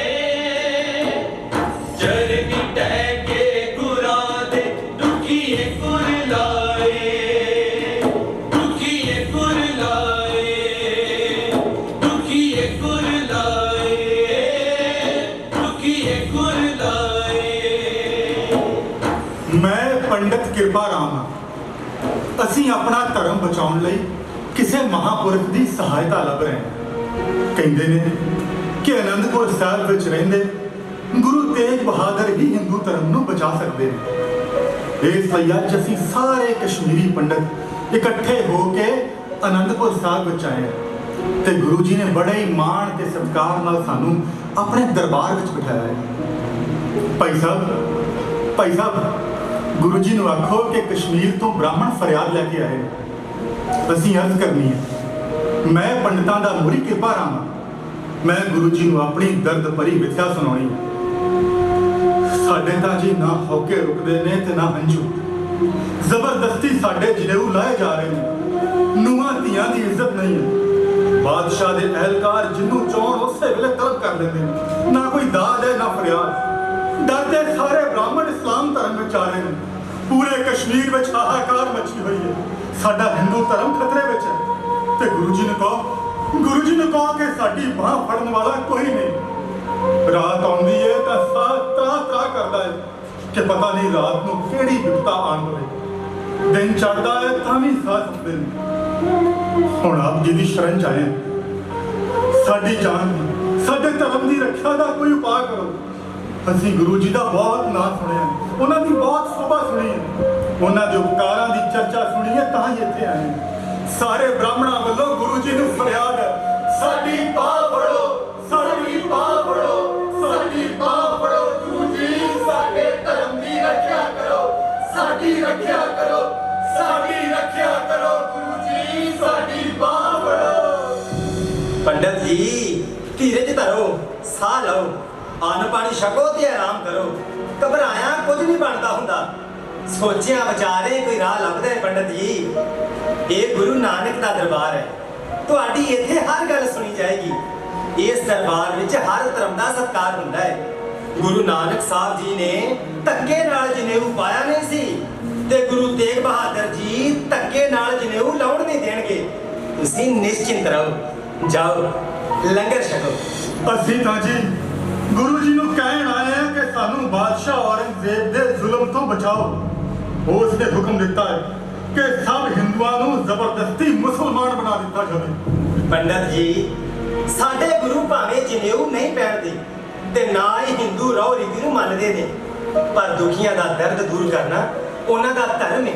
ਪੰਡਤ ਜੀ ਸਾਡੇ ਗੁਰੂ ਜੀ ਇਹ ਵੀ ਨਹੀਂ ਬਰਦਾਸ਼ਤ ਕਰ ਸਕਦੇ ਕਿ ਕਿਸੇ ਨੂੰ ਆਪਣਾ ਧਰਮ ਤਿਆਗਣ ਲਈ ਮਜਬੂਰ ਕੀਤਾ ਜਾਏ। ਜਾਓ ਆਰਾਮ ਕਰੋ। ਪਰ ਗੁਰੂ ਜੀ ਕੀ ਕਰ ਸਕਦੇ? ਫਿਕਰ ਨਾ ਕਰੋ ਪੰਡਿਤ ਜੀ, ਕੋਈ ਵੀ ਅਜਿਹਾ ਸਵਾਲ ਨਹੀਂ ਹੁੰਦਾ ਜਿਹਦਾ ਕੋਈ ਹੱਲ ਨਾ ਹੋਵੇ। ਪੰਡਤ ਕਿਰਪਾ ਰਾਮ ਜੀ ਅੰਦਰ ਗੁਰੂ ਜੀ ਨੂੰ ਮਿਲਣ ਗਏ ਨੇ। ਗੁਰੂ ਜੀ ਬਹੁਤ ਹੀ ਗਿਆਨਵਾਨ ਨੇ, ਜ਼ਰੂਰ ਸਾਡੇ ਬਾਰੇ ਸੋਚਣਗੇ। ਕੋਈ ਨਾ ਕੋਈ ਰਾਹ ਤਾਂ ਕੱਢ ਹੀ ਲੈਣਗੇ। ਗੱਲ ਤਾਂ ਹੈ ਹੀ ਚਿੰਤਾ ਵਾਲੀ। ਮੰਦਿਰ ਢਹਿ ਢੇਰੀ ਕਰਕੇ ਮਸੀਤਾਂ ਬਣਾਉਣ ਦਾ ਅਰਥ ਕੀ ਹੈ? ਹਿੰਦੂਆਂ ਦੀਆਂ ਜੜ੍ਹਾਂ ਨੂੰ ਹਿਲਾਉਣਾ। ਹੇ ਭਗਵਾਨ ਚੱਕ ਲੈ ਇਹਨਾਂ ਜ਼ਾਲਮਾਂ ਨੂੰ, ਇਹਨਾਂ ਦਾ ਭਰ ਕੇ ਬੇੜਾ ਡੁੱਬੇ। ਭਈ ਭੜਿਓ ਲੋਕੋ, ਅਜੇ ਤਾਂ ਆਪਣੇ ਬੇੜੇ ਬਾਰੇ ਸੋਚੋ ਤੇ ਫਿਕਰ ਨਾ ਕਰੋ। ਪਹਿਲਾਂ ਮੇਰੀ ਗੱਲ ਸੁਣੋ। ਮੈਂ ਗਲ ਵਿੱਚ ਪੱਲਾ ਪਾ ਕੇ ਗੁਰੂ ਸਾਹਿਬ ਅੱਗੇ ਬੇਨਤੀ ਕੀਤੀ ਕਿ ਸੱਚੇ ਪਾਤਸ਼ਾਹ ਔਰੰਗਜ਼ੇਬ ਦੇ ਜ਼ੁਲਮ ਦੀ ਹੁਣ ਅੱਤ ਹੋ ਗਈ ਹੈ। ਜਿਹੜੇ ਜ਼ੁਲਮ ਤੇ ਅਤਿਆਚਾਰ ਕਦੀ ਕਿਸੇ ਨੇ ਨਾ ਦੇਖੇ ਨਾ ਸੁਣੇ, ਉਹ ਸਾਡੀਆਂ ਪਾਪੀ ਅੱਖਾਂ ਨੇ ਦੇਖੇ। ਸਾਡੀਆਂ ਧੀਆਂ ਭੈਣਾਂ ਮਾਵਾਂ ਦੀ ਬੇਪਤੀ ਹੋ ਰਹੀ ਹੈ। ਇਹ ਦੀਨਾਨਾਥ ਸਾਡੇ ਧਰਮ ਦਾ ਇਸ ਤਰ੍ਹਾਂ ਕੋਈ ਵੀ ਨਾਂ ਲੈਣ ਵਾਲਾ ਨਹੀਂ ਰਹੇਗਾ। ਮੌਤ ਦੀ ਤਲਵਾਰ ਸਾਡੇ ਸਿਰਾਂ ਉੱਪਰ ਲਟਕ ਰਹੀ ਹੈ। हे ਗੁਰੂ ਮਹਾਰਾਜ ਕੁਝ ਕਰੋ, ਦੱਸੋ ਕਿ ਅਸੀਂ ਕੀ ਕਰੀਏ। ਸਾਡੀ ਜ਼ਿੰਦਗੀ ਬਸ ਚੰਦ ਦਿਨਾਂ ਦੀ ਪ੍ਰਾਹੁਣੀ ਹੈ। हे ਗਰੀਬ ਨਿਵਾਜ਼, ਅਸੀਂ ਆਸ ਲੈ ਕੇ ਤੁਹਾਡੇ ਦਰ ਤੇ ਆਏ ਹਾਂ। ਕੋਈ ਉਪਾਅ ਲੱਭੋ। ਸਾਡੇ ਘਰ-ਬਾਰ ਤਬਾਹ ਹੋ ਜਾਣਗੇ, ਹਿੰਦੂ ਕੌਮ ਤਬਾਹ ਹੋ ਜਾਏਗੀ। ਨੌਵੇਂ ਨਾਨਕ ਸਤਿਗੁਰ ਜੀਓ, ਅਸੀਂ ਬੜੇ ਸਤਾਏ ਨੈਣ ਬਹਾਏ, ਹੋਰ ਸਾਡਾ ਰਿਹਾ ਨਾ ਕੋਈ। ਕੋਲ ਤੁਹਾਡੇ ਆਏ ਅੱਤ ਘਬਰਾਏ, ਦਇਆ ਕਰੋ ਤੇ ਧਰਮ ਬਚਾਓ। ਅਸੀਂ ਬ੍ਰਾਹਮਣ ਜਾਏ ਪੇਸ਼ ਨਾ ਜਾਏ। ਗੁਰੂ ਜੀ ਬੈਠੇ ਸੋਚ ਰਹੇ ਸੀ ਕਿ ਹਿੰਦੂ ਧਰਮ ਨੂੰ ਕਿਵੇਂ ਬਚਾਇਆ ਜਾਏ। ਇਹਨੇ ਵਿੱਚ ਬਾਲਕ ਗੋਬਿੰਦ ਰਾਏ ਜੀ ਆਣ ਪਹੁੰਚੇ। ਪੰਡਤਾਂ ਨੂੰ ਉਦਾਸ ਬੈਠੇ ਦੇਖਿਆ। ਪਿਤਾ ਗੁਰੂ ਤੇਗ ਬਹਾਦਰ ਜੀ ਨੂੰ ਵੀ ਚੁੱਪ ਬੈਠੇ ਦੇਖਿਆ। ਬਾਲਕ ਗੋਬਿੰਦ ਰਾਏ ਨੇ ਆਪਣੇ ਪਿਤਾ ਜੀ ਨੂੰ ਪੁੱਛਿਆ, ਪਿਤਾ ਜੀ ਇਹ ਕੌਣ ਨੇ ਤੇ ਤੁਸੀਂ ਬੈਠੇ ਕੀ ਸੋਚ ਰਹੇ ਹੋ? ਗੁਰੂ ਤੇਗ ਬਹਾਦਰ ਜੀ ਨੇ ਕਿਹਾ, ਬੇਟਾ ਬਾਦਸ਼ਾਹ ਔਰੰਗਜ਼ੇਬ ਹਿੰਦੂ ਧਰਮ ਨੂੰ ਮਿਟਾਉਣਾ ਚਾਹੁੰਦਾ ਹੈ। ਸਭ ਹਿੰਦੂਆਂ ਨੂੰ ਮੁਸਲਮਾਨ ਬਣਾਉਣ ਦਾ ਹੁਕਮ ਦੇ ਦਿੱਤਾ ਗਿਆ ਹੈ। ਤੇ ਗੋਬਿੰਦ ਰਾਏ ਜੀ ਕਹਿਣ ਲੱਗੇ, ਉਹ ਕਿਉਂ ਪਿਤਾ ਜੀ? ਗੁਰੂ ਤੇਗ ਬਹਾਦਰ ਜੀ ਨੇ ਕਿਹਾ, ਔਰੰਗਜ਼ੇਬ ਸਮਝਦਾ ਹੈ ਸਿਰਫ ਇਸਲਾਮ ਮਜ਼ਹਬ ਹੀ ਸੱਚਾ ਮਜ਼ਹਬ ਹੈ। ਤਾਂ ਗੋਬਿੰਦ ਰਾਏ ਜੀ ਨੇ ਸਵਾਲ ਕੀਤਾ ਤੇ ਕਹਿਣ ਲੱਗੇ, ਪਿਤਾ ਜੀ ਫਿਰ ਹਿੰਦੂ ਧਰਮ ਨੂੰ ਕਿਵੇਂ ਬਚਾਇਆ ਜਾਵੇ? ਗੁਰੂ ਤੇਗ ਬਹਾਦਰ ਜੀ ਨੇ ਕਿਹਾ, ਬੇਟਾ ਕਿਸੇ ਮਹਾਪੁਰਖ ਦੇ ਬਲੀਦਾਨ ਦੇ ਨਾਲ ਹੀ ਹਿੰਦੂ ਧਰਮ ਬਚ ਸਕਦਾ ਹੈ। ਗੋਬਿੰਦ ਰਾਏ ਜੀ ਕਹਿਣ ਲੱਗੇ, ਪਿਤਾ ਜੀ ਆਪ ਜੀ ਤੋਂ ਵੱਡਾ ਮਹਾਪੁਰਖ ਹੋਰ ਕੌਣ ਹੋ ਸਕਦਾ ਹੈ? ਤੁਸੀਂ ਹੀ ਹਿੰਦੂ ਧਰਮ ਨੂੰ ਬਚਾ ਸਕਦੇ ਹੋ। ਗੁਰੂ ਤੇਗ ਬਹਾਦਰ ਜੀ ਆਪਣੇ ਸੁਪੁੱਤਰ ਗੋਬਿੰਦ ਰਾਏ ਦੀ ਇਹ ਗੱਲ ਸੁਣ ਕੇ ਬੜੇ ਪ੍ਰਸੰਨ ਹੋਏ। ਉਹਨਾਂ ਨੇ ਆਪਣੇ ਬੇਟੇ ਦੀ ਇਸ ਦਲੇਰੀ ਤੇ ਉਸ ਨੂੰ ਸ਼ਾਬਾਸ਼ ਦਿੱਤੀ ਤੇ ਉਦਾਸ ਬੈਠੇ ਪੰਡਤਾਂ ਨੂੰ ਹੌਸਲਾ ਦਿੱਤਾ ਤੇ ਕਿਹਾ, ਜਾਓ ਬਾਦਸ਼ਾਹ ਨੂੰ ਕਹਿ ਦਿਓ ਕਿ ਜੇਕਰ ਉਹ ਹਿੰਦੂਆਂ ਨੂੰ ਮੁਸਲਮਾਨ ਬਣਾਉਣਾ ਚਾਹੁੰਦਾ ਹੈ ਤਾਂ ਪਹਿਲਾਂ ਉਹਨਾਂ ਦੇ ਗੁਰੂ ਤੇਗ ਬਹਾਦਰ ਨੂੰ ਇਸਲਾਮ ਕਬੂਲ ਕਰਨ ਲਈ ਮਨਾ ਲਵੇ। ਜਿੰਨੇ ਮੰਦਰਾਂ ਦੇ ਟੰਗ ਬੰਦ ਕੀਤੇ ਉਹਦੇ ਸਾਹਮਣੇ ਨਕਾਰਿਆਂ ਵੱਜਣਾ ਹੈ। ਜਿੰਨੇ ਪੂਜਾ ਤੇ ਆਰਤੀ ਬੰਦ ਕੀਤੀ ਉਹਦੇ ਸਾਹਮਣੇ ਦੀਵਾਨਾ ਨੇ ਸਜਣਾ ਹੈ। ਭੋਲੀ ਪਰਜਾ ਦਾ ਮੂੰਹ ਜਿਸ ਬੰਦ ਕੀਤਾ ਉਹਦੇ ਸਾਹਮਣੇ ਜੈਕਾਰਿਆਂ ਕੱਜਣਾ ਹੈ। ਦੋ ਤੋਂ ਇੱਕ ਨਹੀਂ, ਦੋ ਤੋਂ ਤਿੰਨ ਬੰਨੇ ਤੀਜੇ ਮਤ ਨੇ ਹਿੰਦ ਨੂੰ ਕੱਜਣਾ ਹੈ। ਜਾਓ ਜਾ ਕੇ ਔਰੰਗੇ ਨੂੰ ਆਖ ਦਿਓ, ਤੇਰਾ ਨਹੀਂ ਇਹ ਪੂਰਾ ਅਰਮਾਨ ਹੋਣਾ। ਜੇਕਰ ਗੁਰੂ ਸਾਡਾ ਮੁਸਲਮਾਨ ਹੋਵੇ ਅਸੀਂ ਮੰਨ ਲਾਂਗੇ ਮੁਸਲਮਾਨ ਹੋਣਾ।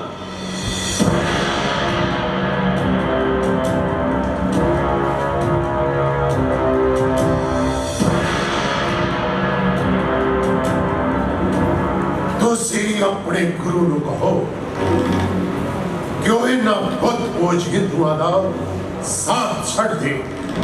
ਤੁਹਾਡੇ ਗੁਰੂ ਬੁੱਧ-ਪੂਜ ਨਹੀਂ, ਫਿਰ ਇਹਨਾਂ ਬੁੱਧ-ਪੂਜਕਾਂ ਦਾ ਸਾਥ क्यों दे रहे नहीं?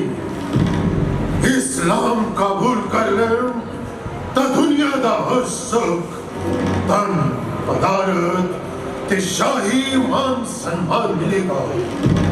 ये ठीक है कि साडे गुरु तेग बहादुर बुत पूज नहीं पर वो बुत शिकन भी नहीं। साडे गुरु हर किसी नू अपने धर्म विश्वास ते रौह रीति अनुसार जीवन दी खुल दे हामी ने। किसी ਨੂੰ ਹੱਕ ਤੇ ਅਧਿਕਾਰ ਨਹੀਂ ਕਿ ਹਕੂਮਤ ਦੀ ਤਾਕਤ ਜਾਂ ਤਲਵਾਰ ਦੇ ਜ਼ੋਰ ਨਾਲ ਦੂਜਿਆਂ ਦਾ ਧਰਮ ਬਦਲੇ। ਜੇ ਤੁਹਾਡੇ ਗੁਰੂ ਸਾਡਾ ਕਹਿਣਾ ਮੰਨ ਲੈਣ ਤਾਂ ਅਸੀਂ ਤੁਹਾਡੇ ਗੁਰੂ ਨੂੰ ਦਰਬਾਰ ਵਿੱਚ ਉੱਚ ਪਦਵੀ ਤੇ ਕਈ ਇਨਾਮ ਤੇ ਜਗੀਰਾਂ ਦੇਵਾਂਗੇ। ਸਾਡੇ ਗੁਰੂ ਨੂੰ ਕੋਈ ਲਾਲਚ ਮੋਹ ਮਾਇਆ ਤੇ ਸਬਜ਼ ਬਾਗ ਦਿਖਾ ਕੇ ਆਪਣੇ ਧਰਮ ਤੋਂ ਤੁਸੀਂ ਡੁਲਾ ਨਹੀਂ ਸਕਦੇ। ਅਸੀਂ ਚਾਹੁੰਦੇ ਹਾਂ कि हिंदुस्तान विच इक्को ही मजहब होवे ते ओ होवे इस्लाम। ते तुहाडे गुरु हुकूमत दी इस नीति दा विरोध ही नहीं कर रहे, सगों लोकां नूं भी उकसा रहे ने कि वो अपने पहले धर्म विश्वास ते कायम रहन ते हुकूमत दी इस नीति विरुद्ध डटन ते साडे हुक्म दा विरोध करना बगावत है, बगावत। साडे गुरु ने क्या है बादशाह का फैसला गलत है। संसार में कदे भी एक धर्म नहीं रहा। जिवें कुदरत ने रंग बिरंगे ते वक्खो वखरे फुल पैदा कीते ने इसे तरह संसार के लोकां विच कई धर्म ने।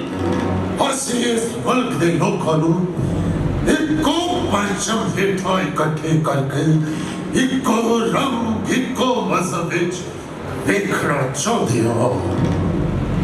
ਸਾਡੇ ਗੁਰੂ ਜੀ ਕਹਿੰਦੇ ਸਭ ਨੂੰ ਜਿਉਣ ਤੇ ਆਪਣੇ ਆਪਣੇ ਸਿਧਾਂਤਾਂ ਅਨੁਸਾਰ ਰਹਿਣ ਦਾ ਇਨਸਾਨੀ ਅਧਿਕਾਰ ਹੈ। ਹਰ ਧਰਮ ਵਾਲਿਆਂ ਨੂੰ ਇਹ ਹੱਕ ਹਾਸਲ ਹੈ। ਮੁਗਲ ਹਕੂਮਤ ਇਹ ਹੱਕ ਗਲਤ ਤੌਰ ਤੇ ਖੋਹਣਾ ਚਾਹੁੰਦੀ ਹੈ ਜਿਹਨੂੰ ਸਾਡੇ ਗੁਰੂ ਬਰਦਾਸ਼ਤ ਨਹੀਂ ਕਰ ਸਕੇ। ਇਸੇ ਲਈ ਸਾਡੇ ਗੁਰੂ ਇਸ ਬੇਇਨਸਾਫੀ ਜ਼ੁਲਮ ਤੇ ਧੱਕੇ ਵਿਰੁੱਧ ਰੋਸ ਪ੍ਰਗਟ ਕਰਨ ਲਈ ਆਏ ਨੇ। ਤੁਸੀਂ ਆਪਣੇ ਗੁਰੂ ਨੂੰ ਕਹੋ ਕਿ क्यों इन्हां हिंदुओं ते खास करके ब्राह्मणों की अगवाई करने छड़ दे। ਸਾਡੇ ਗੁਰੂ ਜੀ ਕਹਿੰਦੇ ਨੇ ਇਹ ਇਨਸਾਨੀ ਗੁਣ ਨਹੀਂ ਹੁੰਦਾ ਕਿ ਜਿਸ ਦੀ ਬਾਹ ਫੜ ਲਈਏ ਤੇ ਫਿਰ ਸੰਕਟ ਆ ਪੈਣ ਤੇ ਉਹਦੀ ਬਾਹ ਛੱਡ ਦਈਏ।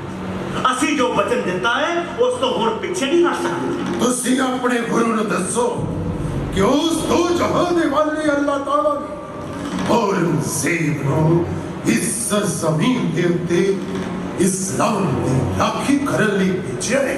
ਬਾਦਸ਼ਾਹ ਸਲਾਮਤ, ਜੇ ਤੁਸੀਂ ਸਾਰੇ ਇੰਨੀ ਸਿਆਣੇ ਹੋ ਤਾਂ ਲੋਕਾਂ ਤੇ ਜ਼ਬਰ ਜ਼ੁਲਮ ਕਰਨਾ ਬੰਦ ਕਰ ਦਿਓ। ਨਿਰਦੋਸ਼ ਲੋਕਾਂ ਤੇ ਜਦ ਜ਼ੁਲਮ ਹੁੰਦਾ ਹੈ ਤਾਂ ਉਹਨਾਂ ਦੇ ਮੂੰਹੋਂ ਬਦ ਅਸੀਸਾਂ ਨਿਕਲਦੀਆਂ ਨੇ ਤੇ ਬਦ ਅਸੀਸਾਂ ਵੱਡੇ ਵੱਡੇ ਤਾਜਾਂ ਵਾਲਿਆਂ ਨੂੰ ਵੀ ਭਸਮ ਕਰ ਦਿੰਦੀਆਂ ਨੇ। ਜੇ ਤੁਹਾਡਾ ਗੁਰੂ ਰੂਹਾਨੀ ਰਹਿਬਰ ਹੈ ਤਾਂ ਉਸ ਨੂੰ ਕਹੋ ਕਿ ਕੋਈ ਕਰਾਮਾਤ ਦਿਖਾਵੇ। ਉਹਨਾਂ ਦੀ ਕਰਾਮਾਤ ਦੀ ਸ਼ਕਤੀ ਵੇਖ ਕੇ ਹੋ ਸਕਦਾ ਹੈ ਅਸੀਂ ਰਹਿਮ ਕਰ ਦੇਈਏ। ਗੁਰੂ ਤੇਗ ਬਹਾਦਰ ਜੀ ਕਹਿੰਦੇ ਨੇ ਕਿ ਅਸੀਂ ਕੁਦਰਤ ਦੇ ਕਾਨੂੰਨ ਨੂੰ ਮੰਨਣ ਵਾਲੇ ਹਾਂ। ਕਾਦਰ ਦੀ ਕੁਦਰਤ ਵਿੱਚ ਦਖਲ ਦੇਣ ਵਾਲੇ ਅਸੀਂ ਕੌਣ ਹੁੰਦੇ ਨੇ? ਸਰਬ ਸ਼ਕਤੀਮਾਨ ਤਾਂ ਉਹ ਪਰਮਾਤਮਾ ਹੈ। ਅਸੀਂ ਉਹਦੇ ਅੱਗੇ ਸਰਬੱਤ ਦੇ ਭਲੇ ਦੀ ਅਰਦਾਸ ਤਾਂ ਕਰ ਸਕਦੇ ਹਾਂ ਪਰ ਕਰਾਮਾਤਾਂ ਨਹੀਂ ਵਿਖਾ ਸਕਦੇ। ਤੁਹਾਡੇ ਗੁਰੂ ਨੂੰ ਸ਼ਾਇਦ ਪਤਾ ਨਹੀਂ ਕਿ ਮੈਂ ਕੋਈ ਵੀ ਜ਼ਿਆਦਤੀ ਬਰਦਾਸ਼ਤ ਨਹੀਂ ਕਰ ਸਕਦਾ। ਹਰ ਪਾਸੇ ਮੇਰੀ ਜਿੱਤ ਦਾ ਪਰਚਮ ਲਹਿਰਾ ਰਿਹਾ ਹੈ। ਸਾਡੇ ਗੁਰੂ ਤੇਗ ਬਹਾਦਰ ਜੀ ਸਮਝ ਗਏ ਕਿ ਹੁਣ ਉਹਨਾਂ ਦਾ ਅੰਤਮ ਸਮਾਂ ਨੇੜੇ ਆ ਗਿਆ ਹੈ ਤੇ ਬਲੀਦਾਨ ਦੇਣਾ ਹੀ ਪਏਗਾ। ਉਹਨਾਂ ਨੂੰ ਕਹੋ ਕਿ ਜਾਣ ਬੁੱਝ ਕੇ ਅੱਗ ਦੇ ਵਿੱਚ ਛਾਲ ਨਾ ਮਾਰੋ। ਮੈਂ ਉਹਨਾਂ ਨੂੰ ਸਾਰੀ ਇਸਲਾਮੀ ਦੁਨੀਆ ਦੇ ਪੀਰ ਬਣਾ ਦਿਆਂਗਾ। ਇੱਕ ਪਾਸੇ ਏਡਾ ਵੱਡਾ ਰੁਤਬਾ, ਐਡੀ ਵੱਡੀ ਇੱਜ਼ਤ ਤੇ ਦੂਜੇ ਪਾਸੇ ਏਡੇ ਵੱਡੇ ਕਸ਼ਟ। ਤੁਹਾਨੂੰ ਇਹ ਭੁੱਲਣਾ ਨਹੀਂ ਚਾਹੀਦਾ ਕਿ ਮੈਂ ਹਿੰਦੁਸਤਾਨ ਦਾ ਬਾਦਸ਼ਾਹ ਹਾਂ ਤੇ ਹਜ਼ਾਰਾਂ ਨਹੀਂ ਲੱਖਾਂ ਦੀ ਜ਼ਿੰਦਗੀ ਤੇ ਮੌਤ ਦਾ ਮਾਲਕ ਹਾਂ। ਮੈਨੂੰ ਨਾਰਾਜ਼ ਕਰਕੇ ਬਿਪਤਾ ਨਾ ਸਹਿੜੋ। ਸ਼ਹਿਨਸ਼ਾਹ ਹਿੰਦ, ਅਸੀਂ ਸਭ ਕੁਝ ਜਾਣਦੇ ਤੇਰਾ ਸੁਭਾਅ, ਤੇਰੀ ਕਰਨੀ ਸਾਥੋਂ ਲੁਕੀ ਨਹੀਂ ਹੈ ਪਰ ਨਾ ਤਾਂ ਤੁਸੀਂ ਸਾਡੇ ਗੁਰੂ ਨੂੰ ਜਾਣਦੇ ਹੋ ਤੇ ਨਾ ਹੀ ਆਪਣੇ ਆਪ ਨੂੰ। ਤੁਸੀਂ ਦੇਸ਼ ਦੇ ਬਾਦਸ਼ਾਹ ਦਾ ਧਰਮ ਇਨਸਾਫ ਕਰਨਾ ਹੁੰਦਾ ਹੈ। ਜੇ ਬਾਦਸ਼ਾਹ ਇਨਸਾਫ ਨਾ ਕਰੇ ਤਾਂ ਉਸ ਨੂੰ ਕਸਾਈ ਸਮਝਿਆ ਜਾਂਦਾ ਹੈ। ਆਓ ਜ਼ੁਲਮ ਤੋਂ ਤੌਬਾ ਕਰੋ ਤੇ ਦੁਖੀ ਗਰੀਬਾਂ ਨੂੰ ਸਤਾਉਣਾ ਛੱਡ ਦਿਓ। ਅੰਤ ਖੁਦਾ ਦੇ ਸਾਹਮਣੇ ਹਾਜ਼ਰ ਹੋਣਾ ਹੈ। ਡਰੋ ਮਜ਼ਲੂਮਾਂ ਦੀ ਆਹ ਤੋਂ, ਗਰੀਬਾਂ ਦੀਆਂ ਹੀ ਧਰਤੀ ਉਲਟਾ ਦੀਆਂ ਕਰਦੀਆਂ ਨੇ। ਬਸ ਬਸ, ਮੈਂ ਹੋਰ ਕੁਝ ਨਹੀਂ ਸੁਣਨਾ ਚਾਹੁੰਦਾ। ਮੁਗਲ ਬਾਦਸ਼ਾਹ ਨੂੰ ਆਪਣੇ ਹੁਕਮ ਤੋਂ ਇਨਕਾਰ ਸੁਣਨ ਦੀ ਆਦਤ ਨਹੀਂ। ਆਪਣੇ ਗੁਰੂ ਨੂੰ ਕਹੋ ਜਾਂ ਇਸਲਾਮ ਧਾਰਨ ਕਰੇ ਤੇ ਜਾਂ ਕੋਈ ਕਰਾਮਾਤ ਦਿਖਾਵੇ, ਨਹੀਂ ਤਾਂ ਤੀਜੀ ਗੱਲ ਚਾਂਦਨੀ ਚੌਕ ਵਿੱਚ ਤੁਹਾਡੇ ਗੁਰੂ ਦਾ ਸਿਰ ਧੜ ਤੋਂ ਅਲੱਗ ਕਰ ਦਿੱਤਾ ਜਾਏਗਾ। ਬਾਦਸ਼ਾਹ ਸਲਾਮਤ, ਤੇਰੀਆਂ ਪਹਿਲੀਆਂ ਦੋਵੇਂ ਗੱਲਾਂ ਸਾਡੇ ਗੁਰੂ ਨੂੰ ਪ੍ਰਵਾਨ ਨਹੀਂ। ਧਰਮ ਛੱਡਣਾ ਪਾਪ ਤੇ ਕਾਇਰਤਾ ਹੈ। ਕਰਾਮਾਤ ਨੂੰ ਹੋਣਾ ਖੁਦਾ ਵੱਲੋਂ ਨਾਫਰਮਾਨੀ ਤੇ ਬਗਾਵਤ ਹੈ। ਹਾਂ, ਤੀਜੀ ਗੱਲ ਵਾਸਤੇ ਸਾਡੇ ਗੁਰੂ ਤਿਆਰ ਨੇ। ਔਰੰਗਜ਼ੇਬ, ਤੂੰ ਸਿਰ ਨੂੰ ਤਾਂ ਧੜ ਤੋਂ ਅਲੱਗ ਕਰ ਦੇਂਗਾ ਪਰ ਸਾਡੇ ਗੁਰੂ ਦਾ ਸੀਸ ਹਮੇਸ਼ਾ ਹਮੇਸ਼ਾ ਤੇਰੇ ਚਾਂਦਨੀ ਚੌਕ ਦੇ ਵਿੱਚ ਵੰਗਾਰ ਬਣ ਕੇ ਸਾਡੇ ਨਾਲ ਰਹੇਗਾ। ਇਹ ਸੀਸ ਕੀ ਚੀਜ਼ ਹੈ? ਸੀਸ ਨਾਮ ਹੈ ਕੁਰਬਾਨੀ ਦਾ, ਸੀਸ ਨਾਮ ਹੈ ਕਿਸੇ ਦਾਨੀ ਦਾ। ਸੀਸ ਤਲੀ ਤੇ ਜੋ ਟਿਕਾਉਂਦਾ ਹੈ ਕਰਾਮਾਤ ਨਾ ਵਿਖਾਉਂਦਾ ਹੈ। ਸੀਸ ਨਾਮ ਹੈ ਪਰਖਾਂ ਦਾ, ਸੀਸ ਨਾਮ ਹੈ ਅੱਖਾਂ ਦਾ। ਸੀਸ ਧਰਮ ਦੇ ਲੇਖੇ ਜੋ ਲਾਉਂਦਾ ਹੈ ਹਿੰਦ ਦੀ ਚਾਦਰ ਕਹਿਲਾਉਂਦਾ ਹੈ, ਉਹ ਧਰਮ ਦੀ ਚਾਦਰ ਕਹਿਲਾਉਂਦਾ ਹੈ। ਸੀਸ ਦੇ ਕੇ ਜ਼ਾਲਮ ਨੂੰ ਵੰਗਾਰਨਾ, ਸ਼ਹੀਦਾਂ ਦੀਆਂ ਪੈੜਾਂ ਨੂੰ ਸ਼ਿੰਗਾਰਨਾ। ਸਿਰ ਤਾਂ ਸਭ ਦੇ ਕੋਲ ਹੈ ਪਰ ਸੀਸ ਕਿਸੇ ਕਿਸੇ ਕੋਲ ਹੈ। ਸੀਸ ਅੱਜ ਹੈ ਤੇ ਕੱਲ ਹੈ, ਸੀਸ ਦਿੱਤਿਆਂ ਹੀ ਬਣਦੀ ਗੱਲ ਹੈ। ਸੀਸ ਯਾਰ ਵੀ ਤੇ ਪਿਆਰ ਵੀ, ਇਤਿਹਾਸ ਦਾ ਸ਼ਿੰਗਾਰ ਵੀ।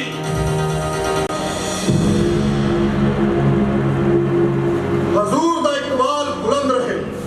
ਬਾਦਸ਼ਾਹ ਸਲਾਮਤ, ਅਸੀਂ ਮਸਜਿਦ ਦੇ ਬਾਕੀ ਕਾਜ਼ੀਆਂ ਤੋਂ ਇਸ ਵਿਸ਼ੇ ਤੇ ਸਲਾਹ ਮਸ਼ਵਰਾ ਕਰਕੇ ਨਵੀਂ ਨੀਤੀ ਇਹ ਬਣਾਈਏ ਕਿ ਗੁਰੂ ਤੇਗ ਬਹਾਦਰ ਨਾਲ ਜਿਹੜੇ ਸਿੱਖ ਕੈਦ ਨੇ ਉਹਨਾਂ ਨੂੰ ਇੱਕ ਇੱਕ ਕਰਕੇ ਵੱਖੋ ਵੱਖਰੇ ਢੰਗ ਨਾਲ ਕਤਲ ਕੀਤਾ ਜਾਏ। ਸ਼ਾਇਦ ਆਪਣੇ ਇਹਨਾਂ ਖਾਸ ਸਿੱਖਾਂ ਨੂੰ ਤੜਫ ਤੜਫ ਕੇ ਮਾਰਿਆ ਵੇਖ ਕੇ ਉਹ ਫਕੀਰ ਤੇਗ ਬਹਾਦਰ ਡੋਲ ਜਾਣ ਤੇ ਈਨ ਮੰਨਣ ਲਈ ਤਿਆਰ ਹੋ ਜਾਣ। ਤੇ ਜਿਸ ਵੇਲੇ ਚਾਂਦਨੀ ਚੌਕ ਤੇ ਖੁੱਲੇ ਮੈਦਾਨ ਵਿੱਚ ਲੋਕ ਇਹਨਾਂ ਨੂੰ ਕਤਲ ਹੁੰਦੇ ਵੇਖਣਗੇ ਤਾਂ ਸਭ ਲੋਕ ਵੀ ਡਰ ਜਾਣਗੇ ਤੇ ਸਿੱਖ ਲਹਿਰ ਨੂੰ ਠੱਲ ਪੈ ਜਾਏਗੀ ਤੇ ਅਗਾਂਹ ਤੋਂ ਲੋਕ ਇਹਨਾਂ ਸਿੱਖਾਂ ਮਗਰ ਲੱਗਣ ਤੋਂ ਝਿਜਕਣਗੇ। ਜਾ ਬਣਾ ਕਾਜ਼ੀ ਸਾਹਿਬ, ਤੁਸੀਂ ਫਤਵਾ ਜਾਰੀ ਕਰਕੇ ਇਸ ਫਕੀਰ ਦਾ ਸਿਰ ਧੜ ਤੋਂ ਅਲੱਗ ਕਰਵਾ ਦਿਓ। मैं कोतवाल खवाजा अब्दुल्ला औरंगजेब ने जदों गुरु जी ਨੂੰ कैद ਕੀਤਾ ਤਾਂ ਉਹਨਾਂ ਉੱਪਰ ਨਿਗਰਾਨੀ ਰੱਖਣ ਦੀ ਜ਼ਿੰਮੇਵਾਰੀ ਮੈਨੂੰ ਸੌਂਪੀ ਗਈ। ਪਰ ਮੈਨੂੰ ਗੁਰੂ ਜੀ ਨਾਲ ਹਮੇਸ਼ਾ ਹੀ ਹਮਦਰਦੀ ਰਹੀ। ਇਸ ਸ਼ਾਹੀ ਨੌਕਰੀ ਵਿੱਚ ਇਹੀ ਤਾਂ ਇੱਕ ਨੇਕ ਕਰਮ ਕਰ ਰਿਹਾ ਹਾਂ। ਨਹੀਂ ਤਾਂ ਬਾਦਸ਼ਾਹ ਦੇ ਫਰਮਾਨਾਂ ਨਾਲ ਕਿੰਨੇ ਬੇਦੋਸ਼ੀਆਂ ਉੱਪਰ ਅਤਿਆਚਾਰ ਕੀਤੇ ਮੈਨੂੰ ਗਿਣਤੀ ਵੀ ਯਾਦ ਨਹੀਂ। ਮੈਂ ਕਿਹਾ ਗੁਰੂ ਜੀ ਜਾਗ ਰਹੇ ਹੋ? ਗੁਰੂ ਜੀ ਨੇ ਮੁਸਕਰਾ ਕੇ ਆਖਿਆ, ਉਹ ਭਾਈ ਅਬਦੁੱਲਾ ਹੁਣ ਜਾਗਦੇ ਰਹਿਣ ਦਾ ਤਾਂ ਵਕਤ ਆ ਗਿਆ ਹੈ ਤੇ ਜਾਗਦਾ ਹੈ ਸਾਰੀ ਕੌਮ ਨੂੰ ਹੁਣ ਜਾਗਣਾ ਪਵੇਗਾ। ਮੈਂ ਕਿਹਾ ਗੁਰੂ ਜੀ ਜੇ ਤੁਸੀਂ ਮੰਨ ਜਾਓ ਤਾਂ ਮੈਂ ਰਾਤੋਂ ਰਾਤ ਆਪ ਨੂੰ ਤੇ ਆਪ ਦੇ ਸੇਵਕਾਂ ਨੂੰ ਜਮਨਾ ਪਾਰ ਕਰਵਾ ਦਿਆਂਗਾ ਤੇ ਫਿਰ ਆ ਕੇ ਕੋਤਵਾਲੀ ਵਿੱਚ ਰੌਲਾ ਪਾ ਦਿਆਂਗਾ। ਸਿੱਖਾਂ ਦਾ ਪੀਰ ਕਰਾਮਾਤ ਦਿਖਾ ਕੇ ਗਾਇਬ ਹੋ ਗਿਆ। ਮੇਰੇ ਤੇ ਕਿਸੇ ਸ਼ੱਕ ਵੀ ਨਹੀਂ ਕਰਨਾ ਤੇ ਮੇਰੇ ਤੇ ਕੋਈ ਇਲਜ਼ਾਮ ਵੀ ਨਹੀਂ ਹੋਣਾ। ਹਾਕਮਾਂ ਨੂੰ ਕੋਈ ਸ਼ੱਕ ਨਹੀਂ ਹੋਣ ਲੱਗਾ। ਆਪ ਜਾਣਦੇ ਹੋ ਸ਼ਹਿਨशाह ਦੀ ਸ਼ਹਿਜ਼ਾਦੀ ਜ਼ੇਬੁਨਿਸਾ ਆਪ ਪ੍ਰਤੀ ਕਿੰਨੀ ਸ਼ਰਧਾ ਰੱਖਦੀ। ਉਹ ਬਾਰ-ਬਾਰ ਪੈਗਾਮ ਭੇਜ ਰਹੀ ਕਿ ਕਿਸੇ ਵੀ ਤਰ੍ਹਾਂ ਗੁਰੂ ਜੀ ਨੂੰ ਆਜ਼ਾਦ ਕਰੋ। ਬਸ ਆਪ ਦੀ ਰਜ਼ਾਮੰਦੀ ਚਾਹੀਦੀ। ਮੈਂ ਸਾਰੇ ਪ੍ਰਬੰਧ ਕਰ ਲਵਾਂਗਾ।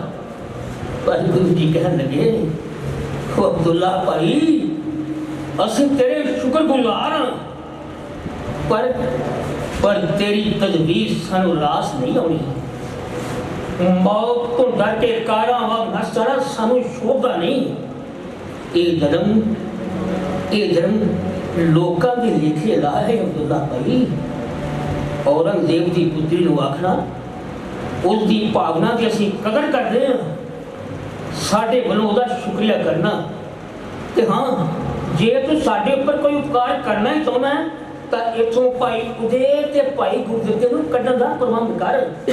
ਆਨੰਦਪੁਰ ਕੁਝ ਜ਼ਰੂਰੀ ਹੁਕਮਨਾਮੇ ਭੇਜਣੇ ਨੇ ਤੇ ਮੈਂ ਤੁਰੰਤ ਉਦੇ ਤੇ ਗੁਰਦਿੱਤੇ ਨੂੰ ਗੁਰੂ ਜੀ ਦੇ ਪਾਸ ਲੈ ਆਇਆ। ਗੁਰੂ ਜੀ ਨੇ ਉਹਨਾਂ ਨੂੰ ਕਿਹਾ, ਆਨੰਦਪੁਰ ਹੁਣ ਤੁਸਾਂ ਦੇ ਹਵਾਲੇ ਹੈ। ਗੋਬਿੰਦ ਰਾਏ ਨੇ ਹਰਿਆਣਾ ਹੈ, ਉਹਦੀ ਹਿਫਾਜ਼ਤ ਤੁਸਾਂ ਕਰਨੀ। ਤੁਸੀਂ ਇੱਥੋਂ ਤੁਰੰਤ ਨਿਕਲੋ। ਇਹ ਸਮੱਗਰੀ ਆਪਣੇ ਨਾਲ ਲੈ ਜਾਓ। ਇਹ ਸਮੱਗਰੀ ਗੁਰਗੱਦੀ ਦੀ ਸਮੱਗਰੀ ਹੈ। ਤੇ ਭਾਈ ਕਿਰਪਾਲ ਚੰਦ ਨੂੰ ਆਖਣਾ ਸਾਡੀ ਇੱਛਾ ਹੈ ਗੋਬਿੰਦ ਰਾਏ ਹੁਣ ਕੌਮ ਦੀ ਅਗਵਾਈ ਕਰਨ। ਅੱਗੇ ਬੜੇ ਔਖੇ ਸਮੇਂ ਆਉਣ ਵਾਲੇ ਨੇ। ਦੋਲਣਾ ਨਹੀਂ, ਜ਼ੁਲਮ ਦਾ ਟਾਕਰਾ ਕਰਨਾ ਹੈ। ਤੁਸੀਂ ਡਰਨਾ ਵੀ ਨਹੀਂ ਤੇ ਡਰਾਉਣਾ ਵੀ ਨਹੀਂ। ਆਨੰਦਪੁਰ ਵਾਸੀਆਂ ਨੂੰ ਹੌਸਲਾ ਦੇਣਾ ਹੈ ਤੁਸੀਂ। ਅਗਲੇ ਦਿਨ ਤੋਂ ਹੀ ਸ਼ਹੀਦੀਆਂ ਦਾ ਸਿਲਸਿਲਾ ਸ਼ੁਰੂ ਹੋ ਗਿਆ। ਸਭ ਤੋਂ ਪਹਿਲਾਂ ਭਾਈ ਮਤੀ ਦਾਸ ਨੂੰ ਕੋਤਵਾਲੀ ਦੇ ਬਿਲਕੁਲ ਸਾਹਮਣੇ ਮੈਦਾਨ ਵਿੱਚ ਲਿਆਂਦਾ ਗਿਆ। ਮੌਲਵੀਆਂ ਦੇ ਫਤਵੇ ਅਨੁਸਾਰ ਮੌਤ ਦੀ ਸਜ਼ਾ ਲਈ ਜੋ ਢੰਗ ਤਰੀਕਾ ਕੱਢਿਆ ਗਿਆ ਉਸ ਵਿੱਚ ਭਾਈ ਮਤੀ ਦਾਸ ਨੂੰ ਖੜਾ ਕਰਕੇ ਲੱਕੜਾਂ ਦੀਆਂ ਗੇਲੀਆਂ ਵਿੱਚ ਜਕੜਿਆ ਤੇ ਫਿਰ ਲੱਕੜੀ ਚੀਰਨ ਵਾਲਾ ਵੱਡਾ ਆਰਾ ਲਿਆ ਕੇ ਆਰੇ ਨਾਲ ਸਰੀਰ ਦੋ ਫਾੜ ਕਰ ਲਿਆ। ਤੇ ਉਸ ਵੇਲੇ ਕਾਜ਼ੀ ਬੋਰਾ ਨੇ ਕਿਹਾ, ਭਾਈ ਮਤੀ ਦਾਸ ਤੇਰੀ ਅੰਤਿਮ ਇੱਛਾ ਕੀ ਹੈ? ਭਾਈ ਮਤੀ ਦਾਸ ਨੇ ਕਿਹਾ ਕਿ ਮੈਨੂੰ ਅਜਿਹੇ ਥਾਂ ਖੜਾ ਕਰਕੇ ਕਤਲ ਕਰੋ ਜਿੱਥੋਂ ਖੜੇ ਹੋ ਕੇ ਅੰਤਮ ਸਮੇਂ ਮੈਨੂੰ ਗੁਰੂ ਤੇਗ ਬਹਾਦਰ ਜੀ ਦੇ ਦਰਸ਼ਨ ਦਿਦਾਰ ਹੁੰਦੇ ਰਹੇ। ਓਏ ਉਹ ਵੇਖੋ, ਉਹ ਜਲਾਦਾ ਨੇ ਭਾਈ ਮਤੀ ਦਾਸ ਦੇ ਸੀਸ ਤੇ ਆਰਾ ਰੱਖ ਦਿੱਤਾ ਹੈ ਤੇ ਸੀਸ ਦੋ ਫਾੜ ਹੋ ਗਿਆ ਹੈ ਤੇ ਭਾਈ ਮਤੀ ਦਾਸ ਜੀ ਸ਼ਹੀਦ ਹੋ ਗਏ ਨੇ। ਜਾਓ ਜਾ ਕੇ ਹੁਣ ਭਾਈ ਦਿਆਲੇ ਨੂੰ ਕੋਤਵਾਲੀ ਦੀ ਕੈਦ ਵਿੱਚੋਂ ਬਾਹਰ ਕੱਢੋ ਤੇ ਇਹ ਵੀ ਗੁਰੂ ਦੇ ਉਹਨਾਂ ਖਾਸ 5 ਸਿੱਖਾਂ ਵਿੱਚੋਂ ਇੱਕ ਹੈ। ਇੱਕ ਵੱਡੀ ਸਾਰੀ ਦੇਗ ਵਿੱਚ ਪਾਣੀ ਪਾ ਕੇ ਰੱਠਾ ਚੁੱਲ੍ਹੇ ਵਿੱਚ ਅੱਗ ਬਾਲ ਦਿਓ ਤੇ ਭਾਈ ਦਿਆਲ ਦਾਸ ਨੂੰ ਉਸ ਦੇਗ ਵਿੱਚ ਬਿਠਾ ਦਿੱਤਾ ਜਾਏ। ਮੈਂ ਵੇਖਾਂਗਾ ਕਿ ਉਹ ਡੁੱਬਦਾ ਹੈ ਜਾਂ ਤਰਦਾ ਹੈ। ਵੇਖ ਕੇ ਦਿਆਲਾ ਸੱਕੀਆਂ ਸਹਾਰਨਾ ਕਹਿੰਦਾ ਅਸੀਂ ਵੀ ਹੈ ਸੀਸ ਹੱਸ ਹੱਸ ਵਾਰਨਾ। ਕਿਉਂ ਕੋਤਵਾਲ ਅਬਦੁੱਲਾ ਦੇਖਿਆ ਹੀ ਭਾਈ ਦਿਆਲੇ ਨੂੰ? ਜੀ ਹਜ਼ੂਰ, ਉਬਲਦੇ ਪਾਣੀ ਦੀ ਦੇਗ ਵਿੱਚ ਪਹਿਲਾਂ ਉਸ ਦਾ ਸਰੀਰ ਸੜਿਆ ਤੇ ਛਾਲੇ ਛਾਲੇ ਹੋ ਗਿਆ ਤੇ ਫਿਰ ਹੌਲੀ ਹੌਲੀ ਪੌਰ ਉਡਾਰੀ ਮਾਰਨ ਲੱਗਾ। ਚੀਕਨ ਤੇ ਕਲਪਤ ਦੀ ਥਾਂ ਭਾਈ ਦਿਆਲ ਦਾਸ ਜੀ ਪਾਠ ਕਰਦੇ ਰਹੇ। ਭਾਈ ਦਿਆਲ ਦਾਸ ਜੀ ਵੀ ਸ਼ਹੀਦ ਹੋ ਗਏ ਪਰ ਉਹਨਾਂ ਨੇ ਇਹ ਨਹੀਂ ਮੰਨੀ। ਉਸ ਸਤੀ ਦਾਸ ਦੇ ਪੂਰੇ ਸਰੀਰ ਨੂੰ ਰੂਹ ਦੇ ਵਿੱਚ ਲਪੇਟ ਕੇ ਅੱਗ ਲਗਾ ਦਿੱਤੀ ਜਾਏ। ਉਹ ਇੱਕ ਭਾਈ ਸਤੀ ਦਾਸ ਦੇ ਸਰੀਰ ਤੇ ਰੂਹ ਲਪੇਟਿਆ ਜਾ ਰਿਹਾ ਪਰ ਭਾਈ ਸਤੀ ਦਾਸ ਜੀ ਅਡੋਲ ਖੜੇ ਨੇ, ਪਾਠ ਕਰ ਰਹੇ ਨੇ। ਕਿਉਂ ਅਬਦੁੱਲਾ, ਸਾਡਾ ਜ਼ੁਲਮ ਵੇਖ ਕੇ ਉਸ ਫਕੀਰ ਤੇਗ ਬਹਾਦਰ ਨੇ ਕੀ ਕਿਹਾ? ਉਹ ਕਹਿ ਰਹੇ ਸੀ, ਤੇਰਾ ਕੀਆ ਮੀਠਾ ਲਾਗੇ, ਹਰ ਨਾਮ ਪਦਾਰਥ ਨਾਨਕ ਮੰਗੇ। ਕੋਈ ਆਖਰੀ ਇੱਛਾ ਹੈ ਉਸਦੀ?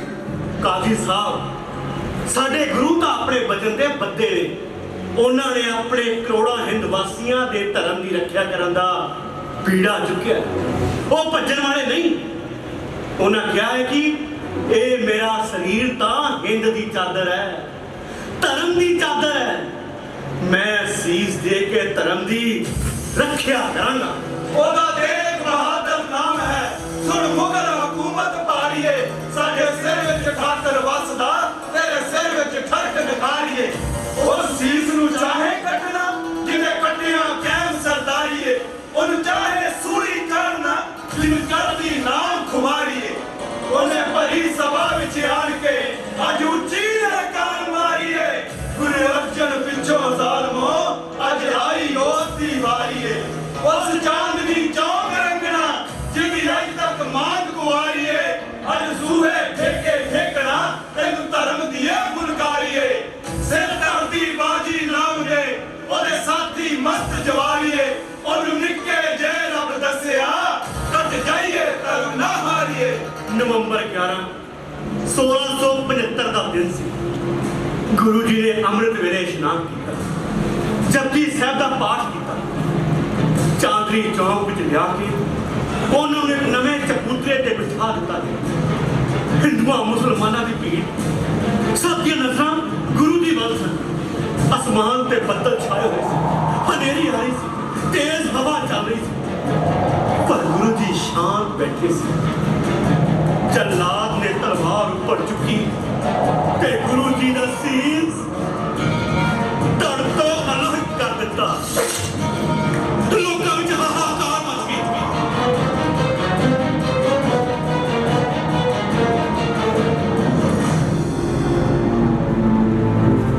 ਸਤਿਨਾਮ ਬੋਲੇ ਗੱਜ ਕੇ,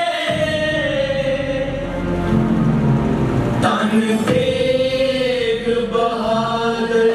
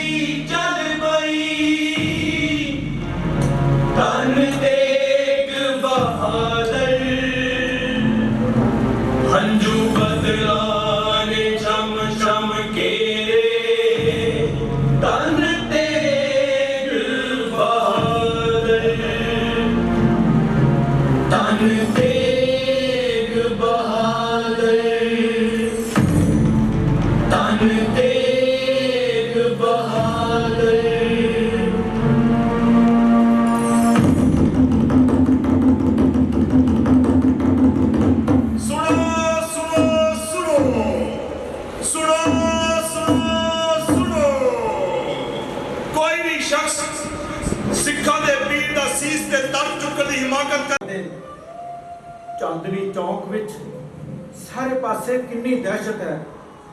ਇਹਨਾਂ ਜ਼ਾਲਮਾਂ ਨੇ ਗੁਰੂ ਜੀ ਨੂੰ ਉਸ ਥੜੇ ਉੱਪਰ ਬਿਠਾਇਆ ਸੀ ਤੇ ਮੇਰੇ ਗੁਰੂ ਸਾਹਿਬ ਸ਼ਾਂਤ ਚਿੱਤ ਅਡੋਲ ਸਿਮਰਨ ਕਰੀ ਜਾ ਰਹੇ ਸੀ। ਇਹ ਮੁਗਲ ਆਖਦੇ ਨੇ ਸਿੱਖਾਂ ਵਿੱਚ ਅਣਖ ਹੈ ਤਾਂ ਆਪਣੇ ਗੁਰੂ ਦੀ ਦੇਹ ਚੁੱਕ ਲੈਣ। ਇਹ ਮੁਗਲ ਤਾਂ ਸਾਨੂੰ ਭੰਗਾ ਗਏ ਨੇ। ਮੈਂ ਦੱਸਾਂਗਾ ਇਹਨਾਂ ਨੂੰ ਕਿ ਅਸੀਂ ਅਜੇ ਮਰੇ ਨਹੀਂ, ਜਿਉਂਦੇ ਹਾਂ, ਅਸੀਂ ਜਾਗਦੇ ਹਾਂ। ਗੁਰੂ ਤੇ ਸਿੱਖਾਂ ਦੀ ਗੈਰਤ ਜੀਂਦੀ ਏ। ਸਿੱਖ ਅਜੇ ਹੈਗੇ ਨੇ। ਜ਼ਾਲਮੋ, ਹਿੰਦ ਦੇ ਅਸਲ ਵਾਰਸ ਅਜੇ ਜਿਉਂਦੇ ਨੇ। ਹਾਂ, ਅਜੇ ਜਿਉਂਦੇ ਨੇ, ਜਿਉਂਦੇ ਨੇ ਜ਼ਾਲਮੋ, ਜਿਉਂਦੇ ਨੇ। ਜੀ ਦਾ ਸੀਸ ਤਾਂ ਭਾਈ ਜੈਤਾ ਜੀ ਲੈ ਗਏ।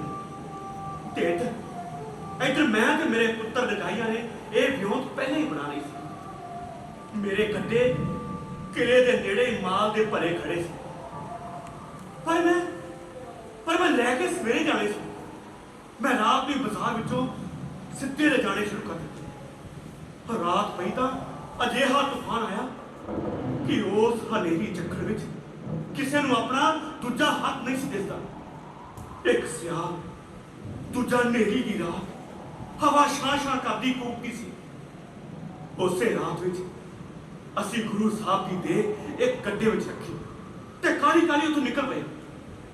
ਉਸ ਕਾਲੀ ਬੋਲੀ ਹਨੇਰੀ ਰਾਤ ਵਿੱਚ ਆਪਣੇ ਘਰ ਵਿੱਚ ਗੁਰੂ ਜੀ ਦੀ ਦੇਹ ਨੂੰ ਰੱਖ ਕੇ ਮੈਂ ਆਪਣੇ ਘਰ ਨੂੰ ਅੱਗ ਲਾ ਦਿੱਤੀ। ਗੁਰੂ ਜੀ ਦੇ ਸਰੀਰ ਦਾ ਚੋਰੀ ਚੋਰੀ ਸੰਸਕਾਰ ਕਰ ਦਿੱਤਾ। ਮੈਂ ਤੇਜ਼ ਦੌੜਦਾ ਰਿਹਾ। ਬਹੁਦਾਈ ਚਾਰੇ ਪਾਸੇ ਜੰਗਲ, ਮੱਕਰ ਮਹੀਨੇ ਦੀ ਠੰਡ। ਪਤਾ ਨਹੀਂ ਮੇਰੇ ਵਿੱਚ ਇੰਨੀ ਸ਼ਕਤੀ ਕਿੱਥੋਂ ਆ ਗਈ। ਨਾ ਨੰਗੇ ਪੈਰਾਂ ਦੀ ਪਰਵਾਹ, ਨਾ ਜ਼ਖਮਾਂ ਦੀ ਚਿੰਤਾ। ਮੈਂ ਤਾਂ ਅੰਨ੍ਹੇਵਾਹ ਦੌੜਿਆ ਜਾ ਰਿਹਾ ਸੀ। ਇੱਕ ਹੀ ਡਰੇ, ਜੇ ਮੁਗਲ ਸਿਪਾਹੀ ਆਣ ਪਏ ਤਾਂ ਕਿੱਦਾਂ ਪੁੱਜਾਂਗਾ ਅਨੰਦਪੁਰ। 4 ਦਿਨ ਹੋ ਗਏ ਨੇ ਮੈਨੂੰ ਦਿੱਲੀ ਤੋਂ ਚੱਲਿਆ। ਮੈਨੂੰ ਗੁਰੂ ਤੇਗ ਬਹਾਦਰ ਜੀ ਨੇ ਕਿਹਾ ਸੀ, ਭਾਈ ਜੈਤਿਆ, ਤੂੰ ਗੋਬਿੰਦ ਰਾਏ ਦੇ ਅੰਗ ਸੰਗ ਰਹੀਂ। ਹੁਣ ਤਾਂ ਪਿਛਾਂ ਰਹਿ ਗਈ ਹੈ ਦਿੱਲੀ, ਬਹੁਤ ਨੇੜੇ ਆ ਰਿਹਾ ਹੈ ਅਨੰਦਪੁਰ। ਜੀ ਕਰਦਾ ਹੈ ਉੱਡ ਕੇ ਅਨੰਦਪੁਰ ਪਹੁੰਚ ਜਾਵਾਂ। ਅਨੰਦਪੁਰ ਵਾਲਿਓ, ਮੈਂ ਆ ਗਿਆ ਮੈਂ ਅਨੰਦਪੁਰ ਵਾਲਿਓ, ਆ ਗਿਆ। चिंता ताकी कीजिए जो अनहोनी हो, एह मार्ग संसार को नानक थिर नहीं को।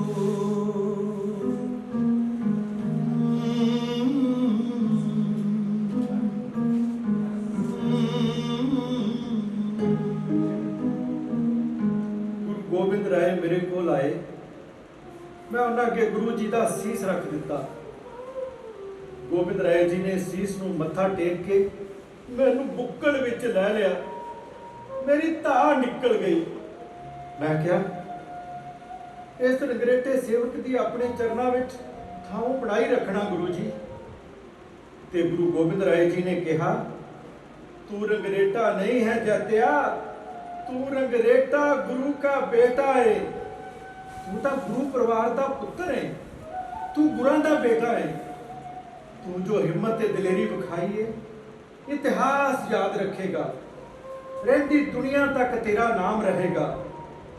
मैं कहा, गुरु जी, मैं उस गुरु तेग बहादुर दा सीस लैके आया जिसने अपना सीस वार के समुची लुकाई दे सीस बचा लए ने।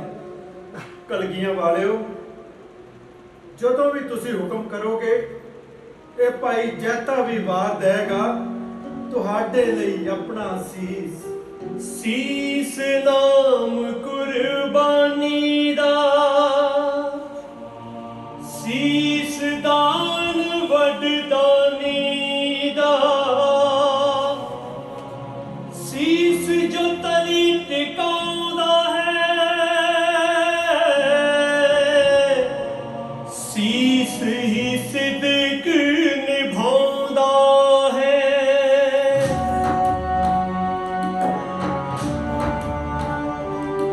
ਐ ਦੁਨੀਆ ਲਈ ਵੰਗਾਰ ਸੀਸ,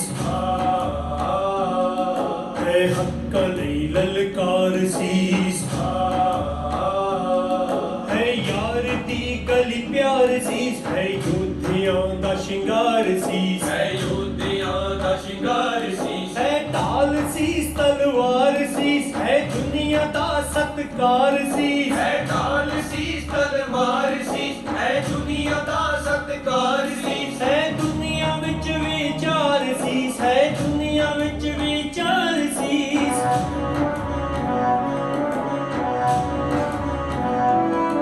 ਹੈ ਯੁੱਧ ਸੀਸ ਤਕਰਾਰ ਸੀਸ ਹੈ ਜਿੱਤ ਸੀਸ ਹੈ ਹਾਰ ਸੀਸ ਇੱਕ ਨ ਲਈ ਤਨ ਤੇ ਭਾਰ ਸੀਸ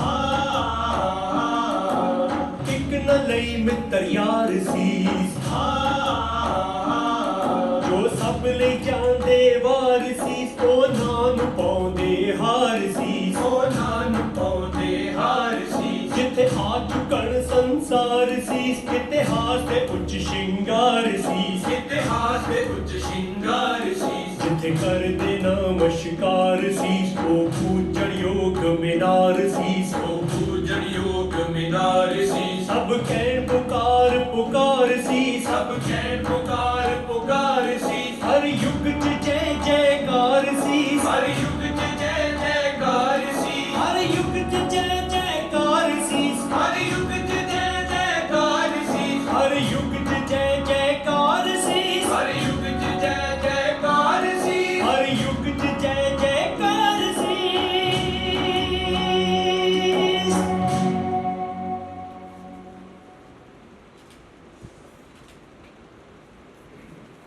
स्नेहल, गुरदीप, साजन, हरप्रीत, ध्यानचंद। इस नाटक का संगीत हरिंदर सोल ने तैयार किया सी और गीत लिखे डॉक्टर इंद्रजीत सिंह बुटवानी ने। सो बहुत शुक्रिया तुहाडा सारिਆਂ ਦਾ ਤੁਸੀਂ ਇਹ ਸੁਨੇਹਾ ਸੁਣਨ ਲਈ ਆਏ ਤੇ ਅਗਲੇ ਹਫਤੇ ਅਸੀਂ ਫਿਰ ਐਤਵਾਰ ਮਿਲਾਂਗੇ 15 ਅਗਸਤ ਨੂੰ ਸ਼ਾਮ ਨੂੰ ਇੱਥੇ 4 ਵਜੇ ਪਹਿਲਾਂ ਕਵੀ ਦਰਬਾਰ ਹੋਏਗਾ। ਜਿਹੜੇ ਲੋਕ ਵੰਡ ਵਿੱਚ ਮਾਰੇ ਗਏ ਉਹਨਾਂ ਦੀ ਯਾਦ ਵਿੱਚ ਉਹ ਕਵਿਤਾਵਾਂ ਪੇਸ਼ ਕੀਤੀਆਂ ਜਾਣਗੀਆਂ ਔਰ ਉਸ ਤੋਂ ਬਾਅਦ 5:30 ਵਜੇ ਤੇ ਸਾਵਣ ਦਾ ਤਿਉਹਾਰ ਤੀਆਂ ਦਾ ਮੇਲਾ